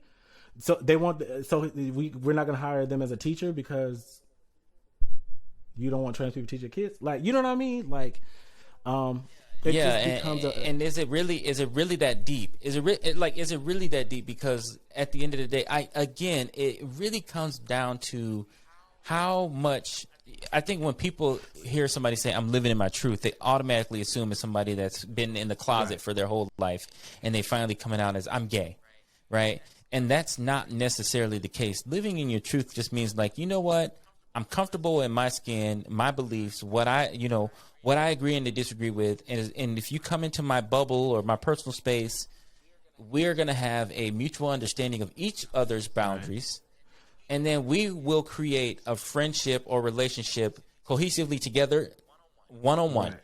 You know, like, and that's how you need to approach things. Now, like, my friendship with you wouldn't be the same with if somebody else came into my life and they're gay. Like, I'm gonna be like, okay, I'm just gonna slap my relationship with Q to you because Q's gay. Right? No, Don't that even sound silly to say a lot? You know what I'm saying? Like, but now I want to finish up because I know that we want to keep these in a certain time. Wait, you asked earlier about pronouns, and just, I want to make sure I mention another thing about using biological markers to designate how somebody should present. Because you see it play out with women in track, right? You got a lot of conversation about not letting certain athletes run because they're like, your testosterone level is too high. So you're not a woman. So you can't run. So it's not fair. Or you need to take testosterone blockers. Or, like, you know, they're imposing all the, it's like all of this kind of, it's like, that was a huge thing for the Olympics and all these things. And it was who was getting most of that conversation? Black women. And these were a lot of them were women assigned. They were women from birth. They're not trans, but people are treating them like. See, then you get into like they're treating them like trans because it's the same principle. It's like your things don't line up with that box, so we gonna not let you run. You can't participate, or we're gonna put you with the men, or we're just gonna make you take something to inhibit. Like, y'all don't make Michael Phelps take inhibitors for the things that he got genetically that makes him a faster swimmer. But, okay, so she got genetic things. Okay, her testosterone, she can't help that. It's not something, she's not taking a drug to enhance. Isn't that what sports is? Like, I'm naturally faster. So now I'm going to run and I'm going to beat you. Like, that's just how the cookies crumble. Ain't that like Michael Jordan just was jumping higher? Michael Jordan just had hand-eye coordination. Yeah. You didn't make him wear glasses beyond his, to scramble his vision. Well, and my issue with that argument was not necessarily that it was trans women running, but, genetically, women are natural women versus men. Okay, so people that are born men that naturally have testosterone levels of a male, and they transition. Sure. To me, that's not necessarily from a purely sports standpoint potentially fair. Well, this is the thing. Of I'm saying, like, there are trans women who were running, but they take testosterone blockers, so their levels are the same as other women. So they're not. Right. So I completely agree. There's probably some under the radar women from, but there were plenty of, I can't remember names, and I should have had this ready while I was here. Well, I know there was one from Austria, right, or from Queensland, or because I'm not sure, or New Zealand. New Zealand. They're actually the black women from Africa somewhere, from one of the countries in Africa. Or maybe Jamaica. Well, there was a woman from New Zealand, I believe. Yeah. That was. Is it shot put? I don't know if it was maybe in the shot put. Yeah. Yes. Yeah. Okay. Look at us. Yeah. Hey, look. You notice we wearing our headphones the same, brother. I saw a little snippet about her, but yes, they you have these conversations which are stemming from what makes a woman, and some of those misconceptions about what biology means. And so it's affecting not just trans women; it's affecting women. I mean, they got vagina, I guess, but then you have to get into the conversation like you got a vagina, because it started being like you got to do an exam to prove. Now you got people. Now I got to drop my drawers to run. Like it's like, when is it too much, y'all? Like, and that's kind of the conversation they were having around these particular women. So then it was just getting to be, and of course people just didn't want them to run because they felt like, oh, she's trans and she's hiding it. It's like she's either way she'd be a woman, but I think it ended up being proven that she was a woman from birth. Her levels were just, it was what it was doing was challenging what people understood about biology. And it's like, just because she's outside of the general understanding of biology, y'all don't want to let her run. Now it's a problem, or she's not a woman, she doesn't qualify, she doesn't classify. It's just, it starts to break down. So it's like, my only point of mentioning all of that is when you don't have nuanced conversations around, because people get hung up. That's my whole point, is like, we get hung up about our lesser understanding about biology, gender identity, and sex. Like, all those three things are different and they interact, and we're not very clear about how those things work together and what it means, and how we classify people and what it means and what it doesn't mean. You know, so that lack of understanding, and when you have jokes that further that lack of understanding or don't help close the gap of understanding, you get these discrimination things happening, of people discriminating against trans people. And then you got women who don't fit the stigma, the boxes either, like, or women who are women from birth don't fit those boxes either. And now they're getting that kind of same discrimination. And it's like, well, clearly we need to fix our conversation around biology and gender and raise everybody's awareness, which is where you get, you ask me, I'm tying all this in, you ask me about pronouns. And it's like, that's why it's become a thing, because you assume certain pronouns for people based on how they look. And the whole point is shifting people's understanding that you can't be sure what is good, because those are based on things that are personal. It's like, you don't know if I got a dick. You just assume. I look like people see me, you would assume I'm a man with a dick. Maybe. Right. And maybe if I had an injury, didn't have a dick, I would still use he. I don't know. And just like, what does a dick mean? Like, but if I was a trans man, maybe I still have a vagina and I just look like this. There's some trans men, I'm going to tell you something. There's some trans men out here looking like men, and they have vaginas still, or whatever. They haven't gotten a penis reassignment or whatever it's called. Not whatever it's called. I don't want to say. Bro, there's whole porn segments about that. My thing whole is, porn segments. The whole thing about assuming somebody's biology is the point. It's like, it's not quite accurate, and so that's the point of people saying, I'm just going to let you know it's he, let you know it's she, or they, because perhaps I'm intersex, or perhaps I just don't. There are people who her usually comes with the context of, I need to dress a certain way. So if I tell you I'm a she and a her, you're immediately going to associate me with a whole bunch of shit that I'm not going to end up doing. Like, I'm not going to dress this way. I'm not going to perform these tasks. I'm not going to. So some people do it out of sheer, like, I don't want to be associated with things that come along with being a she. I don't want to have to present to you a certain version of myself based on what you associate with he. You know, so some people are asking to use they, which is probably an interim term until we make up a new pronoun. I mean, they're all just words that we made up. He, she, whatever, they. But I mean, so people have a resistance of, like, we don't use they that way. Yes, we do. They go into the store. What they doing over there? You know, and you talk about one person. We could be talking about one black person people. We do that all the time. Or a group of people. It's like, if you see one person on the street, like, what they doing? Or you could say, what is he doing? But if they got a code you don't quite know, you say they, right? You know what I'm saying? But so see how much it's not as difficult, you see how much, like, as people make it when you understand why it's happening. And I think it's just to have like a language until we figure out how to address it better. We have they. It's the only thing that's gender neutral. There's no other gender neutral term to address someone with. We haven't made it up in English language because we haven't been aware that we needed one.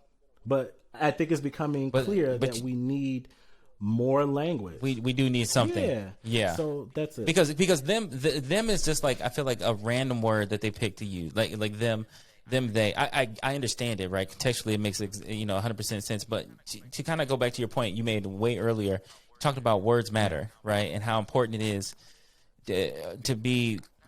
Not to be, I think people we so caught up on keeping it real, right? We so caught up in being authentic and impressing people that don't matter to us and vice versa. Like everybody's doing it for likes, they're doing it for comments, they're doing it for status, clout. But reality is we wouldn't even have these conversations we're having if it wasn't for Hollywood being so careless in their delivery. And now it's stoking the fire, because think about it.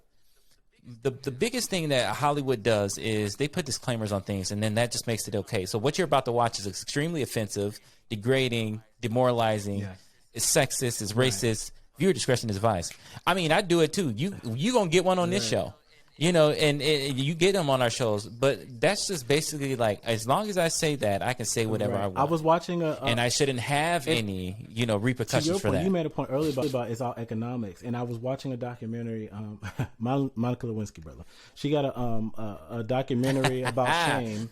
Most famous dick sucker ever on HBO, and I just watched it. But it was just talking about how social media and media in general makes more money when people are polarized. So like when people do have more of an understanding or commonality, and there's no outrage about something, they're not clicking as much. They're not arguing. They're not engaging on their sites as much. So when you can push some information that is gonna separate the people to extreme opposite ends, you get more traffic. So that's kind of why these conversations don't happen either, or why people are like, put the Dave Chappelle stuff up. Some people are going to agree, some people are not. Fuck it. More press kind of thing. And it is happening that way. And so a lot of people are not seeking, it's not for understanding, it's not for people kind of finding. And Dave Chappelle did end his segment of like, I'm not doing any more jokes about LGBTQ, the trans community, until we can be sure we're laughing together. I was like, okay, cool, fair. We probably should have done that 2 specials ago, but cool. You done got all your jokes off already. Like, unless you're gonna poke jokes at the ironies and at the hypocrisies about those things. Like, there are jokes to be made that taboo. Like, he's always trying to talk about taboo, and I wish that there are so many other taboo things that he could have highlighted. But I think that's a good idea of him. Like, no more until we can. And he didn't say how he was going to do that. That just may mean we never hear a trans joke from him again, which is probably okay. But he did. I saw you sent me an article saying that he's willing to meet with some trans a group and try to. And I think that's good.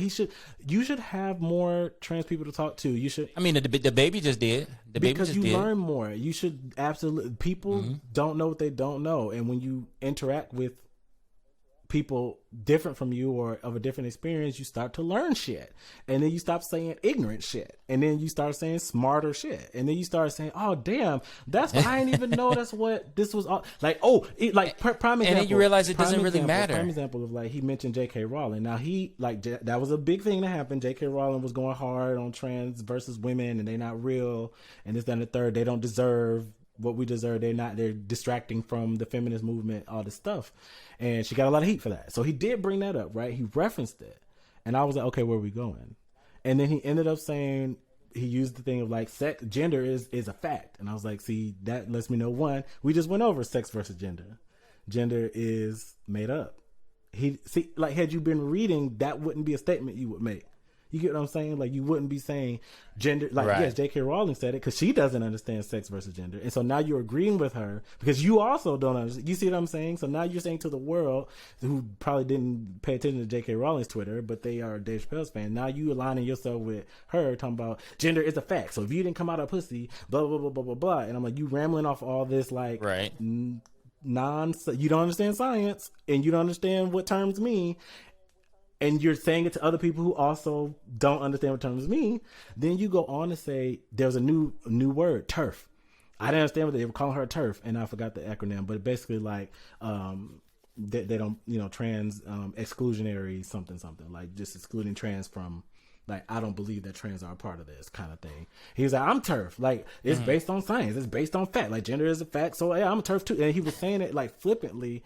I'm like, fuck it, I'm with J.K. Rowling. And it was like, you don't even understand what you're saying. Like, he didn't understand. Like, you really spoke on a term. He said he Googled it. He read the acronym, but he didn't go further. You could tell you didn't read up what that acronym. And it's the type of people. There's a whole community of TERFs. They have a belief system which centers around discriminating against trans people, which was what you were trying to prove that you don't believe in. So I'm like, and so since nobody else knew what TERF meant, they just went with him. You said that's what I'm saying. It's like you could just tell, like, you didn't read enough or talk to enough trans people enough to understand to understand why it's offensive. Or not and just on top offensive, of that, why it was just incorrect. Like, you even aligned yourself, like what you said you were trying to prove. You wouldn't call yourself a TERF. Like, you know what I'm saying? Like, because it was counterproductive. Exactly. And that's how you watch. So people who do know what the fuck those words mean and what those people believe, you just look at Dave Chappelle. It's not that we don't. I'm like, it's not funny because you are saying dumb things that don't even make sense. Like, what you thought you made a point that you did not make. Like, you really didn't even make your point. But then people thought you did based on their lack of knowledge. And that's why I didn't like Netflix's stance, how they just came out and was just like, the joke, that's my man, I'm gonna stick beside. I'm like, they literally came out and said, like, we don't care how anybody feels about it, including our employees, including the people that help build this company. We're gonna do what we want to do. It's out there because we support freedom of speech. We support the art, and I get it. But they could have came out and said, hey, we understand that this outraged a lot of people, and I know that there's a list of demands that they did October 20th. Trans and people that supported trans that worked at Netflix they staged a walkout and a protest, and about 100 people came and showed up. But one of the things that they asked Netflix to do was put that disclaimer out there, and it goes back to the power of words, right? And I think that would have been a mistake, because had they just went and said, let's put a disclaimer, the following contains depictions and imagery that depicts the trans community, Netflix is in no way blah blah blah, and a lot of companies do that. They come out and say viewer discretion is advised. We don't condone or commence. I mean, your satire, Hollywood Unlocked and the Shade Room, they say we don't support bullying, and then they post a post that's bullying, right? They literally do that. Yeah. And it's one of those things, like, exactly. And the thing is nobody like, wants to take responsibility. That wouldn't have worked. Because nobody Netflix is still, I mean, black people like, yeah, that's right, we gonna stick by Chappelle, but like, okay, hey, black people, the people that run Netflix are still white. That people that are in the media that are like, what's the big idea? It's the same fucking white people that were saying it's not a big deal that I joked about the black guy with the big nostrils and the big lips, or all of them none of them can swim, or they're all good athletes, or none of them can, you get what I'm saying? Like, you get what I'm going? So it's like, you can't say like, well, Netflix is, I'm gonna always subscribe to Netflix. Like, I get it. I am so for freedom of speech and expression. But once you offend somebody, and it's just not be just man and woman enough to say, hey, look. Some people don't care about offending people. I think what I'm more concerned about is you probably wouldn't offend as many people if you were smarter. You know what I'm saying? Like, we're not offended that you're saying a joke. It's like they don't understand that were offended about something real. It's like you're saying wrong and complete. That same thing that happened with the baby. It's like you were saying things that were just not even correct. Like you had an opinion based on it's just ignorant. It's ignorance. Right. It's like ignorance. If you knew better, you probably wouldn't even have that opinion you have. Like, and we know that because you are proving that you don't know shit. So I think just like it's the same like using nigger versus nigga. That's not funny. Like it's like like I use the term term of endearment in the black community. I call you nigga all the time, vice versa. But we never use the ER, and then it's like, well, you can't say that either. And it's just like white people get so up in arms about that, and then like a lot of people like that aren't black, they always chastise us like, well, y'all saying this and that, and it's just like, okay, let different groups have their off-limit terms, just like we set boundaries. Boundaries don't stay within person to person. Culturally, there are boundaries, right? I'm not gonna go to India and just be outlandish and be out there, like that's racist. Right. Like, and even if I'm going there, it's like, damn, it was just a joke, y'all sensitive, like come on now. That doesn't necessarily mean to those people exactly. Yeah. Like when people like this is not to get too off track, but this is when we grew up black, right? When you go over your granny house, or you go to your auntie, that religious auntie, like, oh, you going to church? And like, well, we don't go to church every Sunday. Oh no, you going to church? And you be like, well, I ain't get baptized. No, you gonna get the communion. It's just like you do things to show respect. It's not necessarily.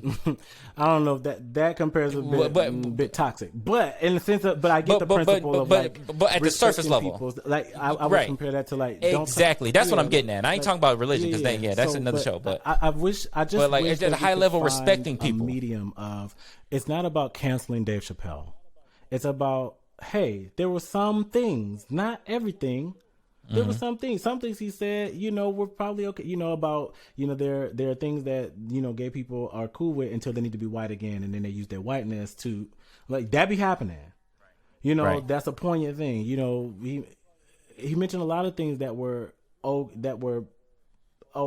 fine. But there are some things that were just completely incorrect and dangerous and should be addressed because y'all left that thinking that was cool and accurate. I feel like, why do we have such a resistance to holding people accountable for saying wrong ass shit out loud? Like, okay, freedom of speech. There's this whole, like, freedom of speech, fine, but don't you have your freedom of speech is not void of being corrected or reacted to or expounded upon. Like, freedom of speech don't mean you don't get to tell me about what I say. It's like, if you gave it to us, you said it out loud to us, there's somebody on the receiving end. So whether it was inaccurate, whether it was rude, offensive, whatever, people also have the freedom to react to you. And I think as somebody who wants to be commenting on social structures or whatever, you would want to listen. How do you learn if you don't listen? It's kind of like how that's just what learning is. If you just never listen to any fucking thing from anybody, how would you learn anything? So I'm like, if you have a community saying something, just listen. And then you can go back and be like, oh, damn, I didn't understand that, huh? Damn, okay. Spoken like a true Beyonce fan. Talking about just listen. I thought just going to be like, listen. No, but it's just one of those things of like, black people, it's that, I wish we have that as a cultural thing. Like, we don't like to challenge anything too hard. That's why. And we have a lot of oppression to deal with, and that's a lot of times in the church, and we don't question or challenge anything. And it's not about cancel. We don't need to cancel church. We don't need to cancel Uncle so and so. But you need to address that he was touching your daughter last year. Like you. I mean, maybe he didn't need to cancel, but you don't say like some. No, he need to be fucking killed. Not but all yeah, things I get you. Cancel worthy, but some things are like, no, we can have a discussion and we can have an understanding. And how you can do better, because cancel culture doesn't exist. It doesn't even matter. It doesn't exist. They tried to do it to Doja. Like it doesn't. Listen, what really happens? It doesn't. It does nothing themselves. And if you give them the chance to come back and do it right, she ain't been on there showing feet to the incels no more, or at least she got an alias and we don't see no pictures. You know what I'm saying? Like, she's gotten smarter about it. Either she doesn't do that shit anymore, or she just does it smarter. Which is fine. Like, because that's a whole separate thing. Doja Cat is a whole separate thing, but it's like, but I get what you're saying. Like, it's okay to critique. don't feel and like it's okay to hold people don't feel like nobody's off Exactly. limits. Yeah, because you can be I'm joke about you. I joke about you all the time. Yeah, but you also I joke about you all the time. There's a level of respect and there's a level of understanding that you would know what not to say. That's with anybody. It's like, you know when you're going too far with somebody that you know. If you care about somebody, you'll craft, like, you wouldn't even craft a joke that would be, you know what I mean? You would, because you understand them. Right, and realistically, these happen at a microcosm, like these little nuances, like where people having fallout about what Dave Chappelle said on a grand scale about on a Netflix special. It's just amplified because millions of people watched it. Realistically, I've crossed the line with a lot of people, and then they have, and vice versa. You know, people have crossed the line with me, and then we say, "Hey, so you remember when you said this, or you remember when you did that? I didn't like that." The difference is that we've built relationships with these people, so we're not just going to automatically say, "Oh, I can't believe," like, okay, I can't believe CJ made a joke about whatever my love for my fiance, like it's not a valid marriage. He's canceled. I'm just going to cut him off. Some people are like that, and those are very sadly, those are the people that would never really have strong relationships with anybody, because you know, disagreements happen in relationships, and the strongest relationships, whether those disagreements, is no different from marriage.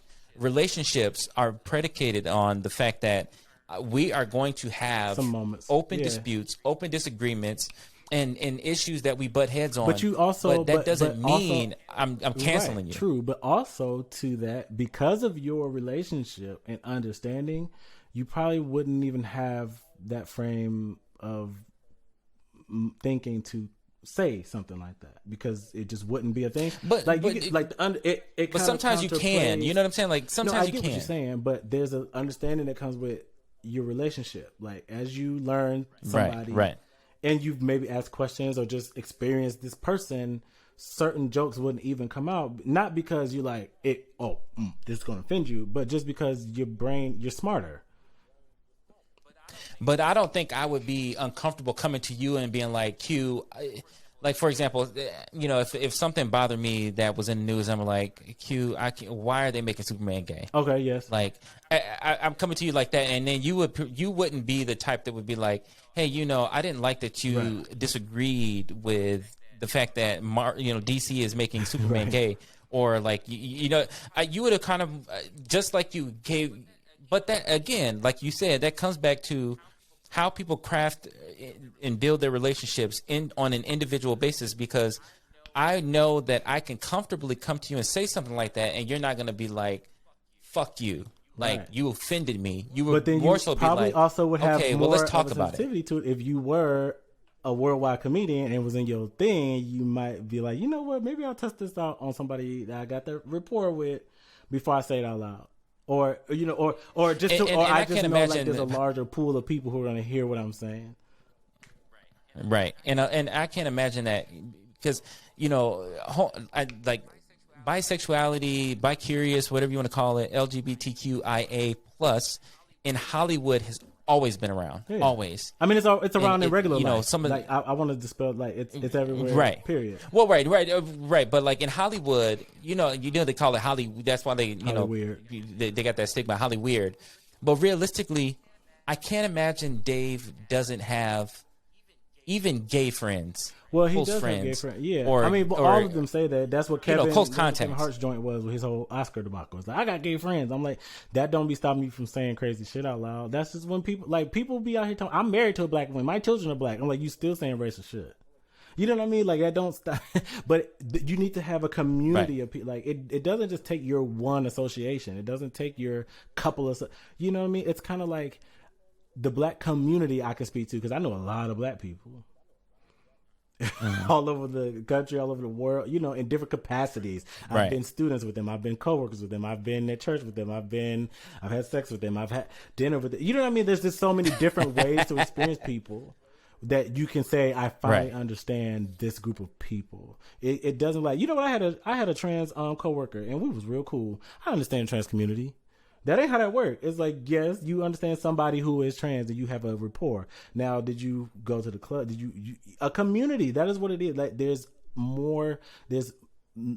I don't like. It's kind of like, at what point do you know? It's like probably past your one fucking friend, or that one fucking time, or when they come around, y'all cool, or somebody always comes into my store and I treat them nice. Like, you know what I mean? That don't mean you understand a community. It's like, do you live where they live? Do you interact with them? It's like when white people are like, I understand. Or do you talk to them? A lot of people never lived outside of people who look like them. It's like if you live in a cul-de-sac and everybody has 2.5 children and a dog and a picket fence, everybody got the same kind of socioeconomic status. They all go to the same schools. And when would you ever learn about? You know what I'm saying? And then you meet one person. You go to college. That's when you start meeting people. It's like you meet one or two of different kind of. I can say I know a few Indian people. I don't necessarily know them super personally. I'm talking about people from India. It's like, but I've worked with some folks from India. I've done some shows with some folks from India, and I've learned about their culture via whatever came up in those contexts. But I'm not gonna go as far to say now I understand what's important or what's going on in the community of India. I can read the news. It makes me kind of pay attention now when India shows up, because I'm like, oh, I wonder if so-and-so is affected by that, or her family's still back over there. I wonder if that's nearby. You know what I mean? So I pay attention more, you know, because now I have a personal connection into that world, but I'm not going to then go make jokes based on the little bit of ice of the tip bird experience that I have of people from India. Ice of the tip bird. I see what you did tip of the iceberg. Sorry. You know what I'm saying? I think that's the difference. It's like, no, I get you. So like me making a joke about black people, me making a joke about Muskegon. It's like if somebody came to Muskegon, they had scribs, we took them to Tasty Queen, they've been 2 or 3 times, and now they're making jokes in Muskegon. Got some turkey knuckles. And it's like, you've been a couple times. Hold up, like yeah. You seen some stuff, but you don't know the history of you didn't grow up, so you don't know the change. You don't know why it's like this. You don't know why the people are like. You don't know what the community is like for real. So to be making jokes like hold up. You know what I'm saying? It's kind of like that. It's like exactly. Hey, I let you in here. You cool, but like don't get comfortable. You ain't got enough mushrooms. It's like Mario. You need more mushrooms for that. You know. Exactly. So it's kind of exactly. Like, no, I get you. Yeah. So I think that's great. So all that to say, I think, yes, Dave Chappelle misspoke based out of he don't understand a whole lot of shit about sex, gender, transgender experience. That's just evident in what he was saying. I do think, you know, Netflix, probably the people at Netflix are also in the same boat, which is why they didn't have any kind of alarm when they watched it or previewed it to put it on their platform.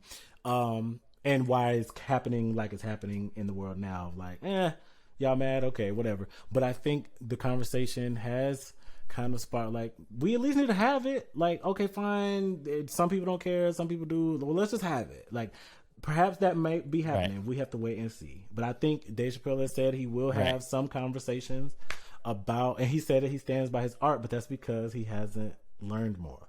Because then he wouldn't stand exactly at all of it, every piece, or he would expound. He would change it up probably and do more, you know. Exactly. That's the thing. It's like speak on what you know. That's what they tell you to do in art. Speak on what you know. So what would be your final thought if you had like a mantra that you put out there that just to say, hey, listen, we need to do a better job of understanding who we are and, you know, what we stand for, and then start forging relationships based on that. What would you say to somebody that's like telling you like stop being soft or you're being oversensitive? What would be that one message you would want to get out there from this whole situation? I would say pause for the cause and realize you don't know everything. There's a lot you don't know, which is influencing what you're saying, and it's a disservice to humanity for you to be okay with where you are in your knowledge about a lot of things, but we're talking about transgender politics and identities and interacting with them in society. There's a lot you don't understand, a lot you don't know, but if you would take some time to put forth effort, you would have more understanding and clarity, and it wouldn't interrupt your way of living. It wouldn't, penetrate you in a way that's against your morals. Penetrate. You know, people feel very guarded. They're like, I can't let it in. I can't see it. I can't talk about it. I don't want to understand it. I guess there's this fear. Right. I would say let go of the fear. that knowing more is going to negatively impact your life. Yeah. Right. Seeing it in TV, whether it's gay people kissing or sex scenes or trans people being, or working with a trans person or a trans person being around your children, like release the fear. There's a fear there of it's gonna change things too much, or it's against. It's a fear. It's made up. It's made up. That's what I want. Your fear is made up, and there's nothing to fear. Right. All you have to do is listen and learn, and then you will understand, and you will be able to live your life. And everybody else will too. And I guess my final thought on it would be to just really spend some time getting to know yourself and others, and getting to know exactly and what you will, what bothers you and why it bothers you, and maybe do a little more research on it. It's actually not as complicated as people think, and I think a lot of people are just lazy. They just think it's a lot of work. But realistically, one day you just got to sit down and say, okay, look, this is what I like. This is what I don't like. These are the kind of friends I want to be around. This is kind of, stuff I want to be into. And just let people fall where they may, but don't try to control so much of that narrative. You know what I mean? Like if you're gravitating towards somebody who identifies in the LGBTQIA plus community, man, I'm getting really good at that. Don't try to fight it because they're in that community or they identify. Like I said, not everybody is trying to sleep with you. Not everybody has ulterior motives to be your friend. Realistically, I find that most people that identify in that community are very non-problematic to me personally. And those relationships are no different from my relationships with people that are heterosexual. So it's just like, there's no difference if everybody's intentions are genuine and pure. So just go into it with, anything you have, relationship you make, but go into it with an open mind. Like don't just be like, well, okay, well, because I'm learning a lot that I didn't know before about different pronouns and even going, like what's cisgender? Like, I didn't know that, but all of that shit makes sense in the grand scheme of things because, now I'm getting definitions for what I'm assuming I already knew. And a lot of people are doing that. I thought that was heterosexual. That's not heterosexual. That's cisgender. And that's okay to be corrected. I mean, like, it's okay to be corrected. What's not okay is not being corrected because you're not trying to receive somebody trying to correct you and it's just flat out wrong. Then that's different, right? I mean, we can talk about our former president about that, but trying to correct you based on a factual standpoint, scientific or whatever you want to call, whatever law you live in, if that's where they're correcting you from, accept it and say, okay, well, maybe I'm going about it all wrong. And if that's not a situation you want to be in, then just remove yourself respectfully from that person's life. Like, hey, Q, you told me you were gay. We can't be friends. I don't think that's going to hurt Q's feelings because, at the end of the day, he wouldn't want anybody in his life that's not there genuinely, and vice versa. So if, hey, you're gay, you told me you're gay, I can't be your friend. I promise you, you don't lose sleep over shit like that, right? Typically. But I can't assign that to everybody. Some people are really sensitive to those things. But, right. All that to say, exactly. There's a way to be better to everybody. And if there's a way that you can be better to humanity, it's minding your business. Either minding your business, or if you want to know more, learn it. I promise you, the knowledge will make you a better person. It's not that complicated. Listen, y'all, look at us. Okay, see, almost 2 hours. Niggas don't know how to be. I tried on time. Yeah, we have. But it's a complex subject, and it's hard to cover, and it's very confusing for a lot of people. You know what? And this is good, and I'm glad, and I appreciate you being forthcoming and being honest. I promise y'all our episodes moving forward ain't gonna be this long, but this was a conversation that I felt like we need to have, especially since the guest this year also happens to identify with this community, and I want to make my best friend and my brother feel comfortable, and this is a conversation I wanted to have, so we're gonna kick this off. Now, moving forward, we're gonna try to keep it to 45 minutes, but black people, we got our own time zones. So look, just suffer through this long episode. But hope you take something from it. Like, comment. Yes, exactly. It motivates you to investigate some of the things that we talked about. Exactly. So our social handles are below I am CJ from the Ski on all platforms. Q is actually Q next big thing, right? Underscore? No underscore. Oh, so Q next big thing, and there's no T in next. Any X. There's no T in next, right? X. Q any X. Yep. Q next big things on Instagram and You Twitter. Because I got my stuff right? on private right now, so I'll approve you if you know. You know. But yeah, because he be doing the most, brother. But look, I've applied to law school, so I got to keep it a little bit. I know you're gonna have to send a message to the admin to see if you can get accepted. But look, we want to thank y'all for tuning in. Again, like, comment, subscribe. This is going to be on the YouTube channel, Love Social Entertainment on the YouTube channel. Again, our social media handles are below. I am your host, CJ from the Ski.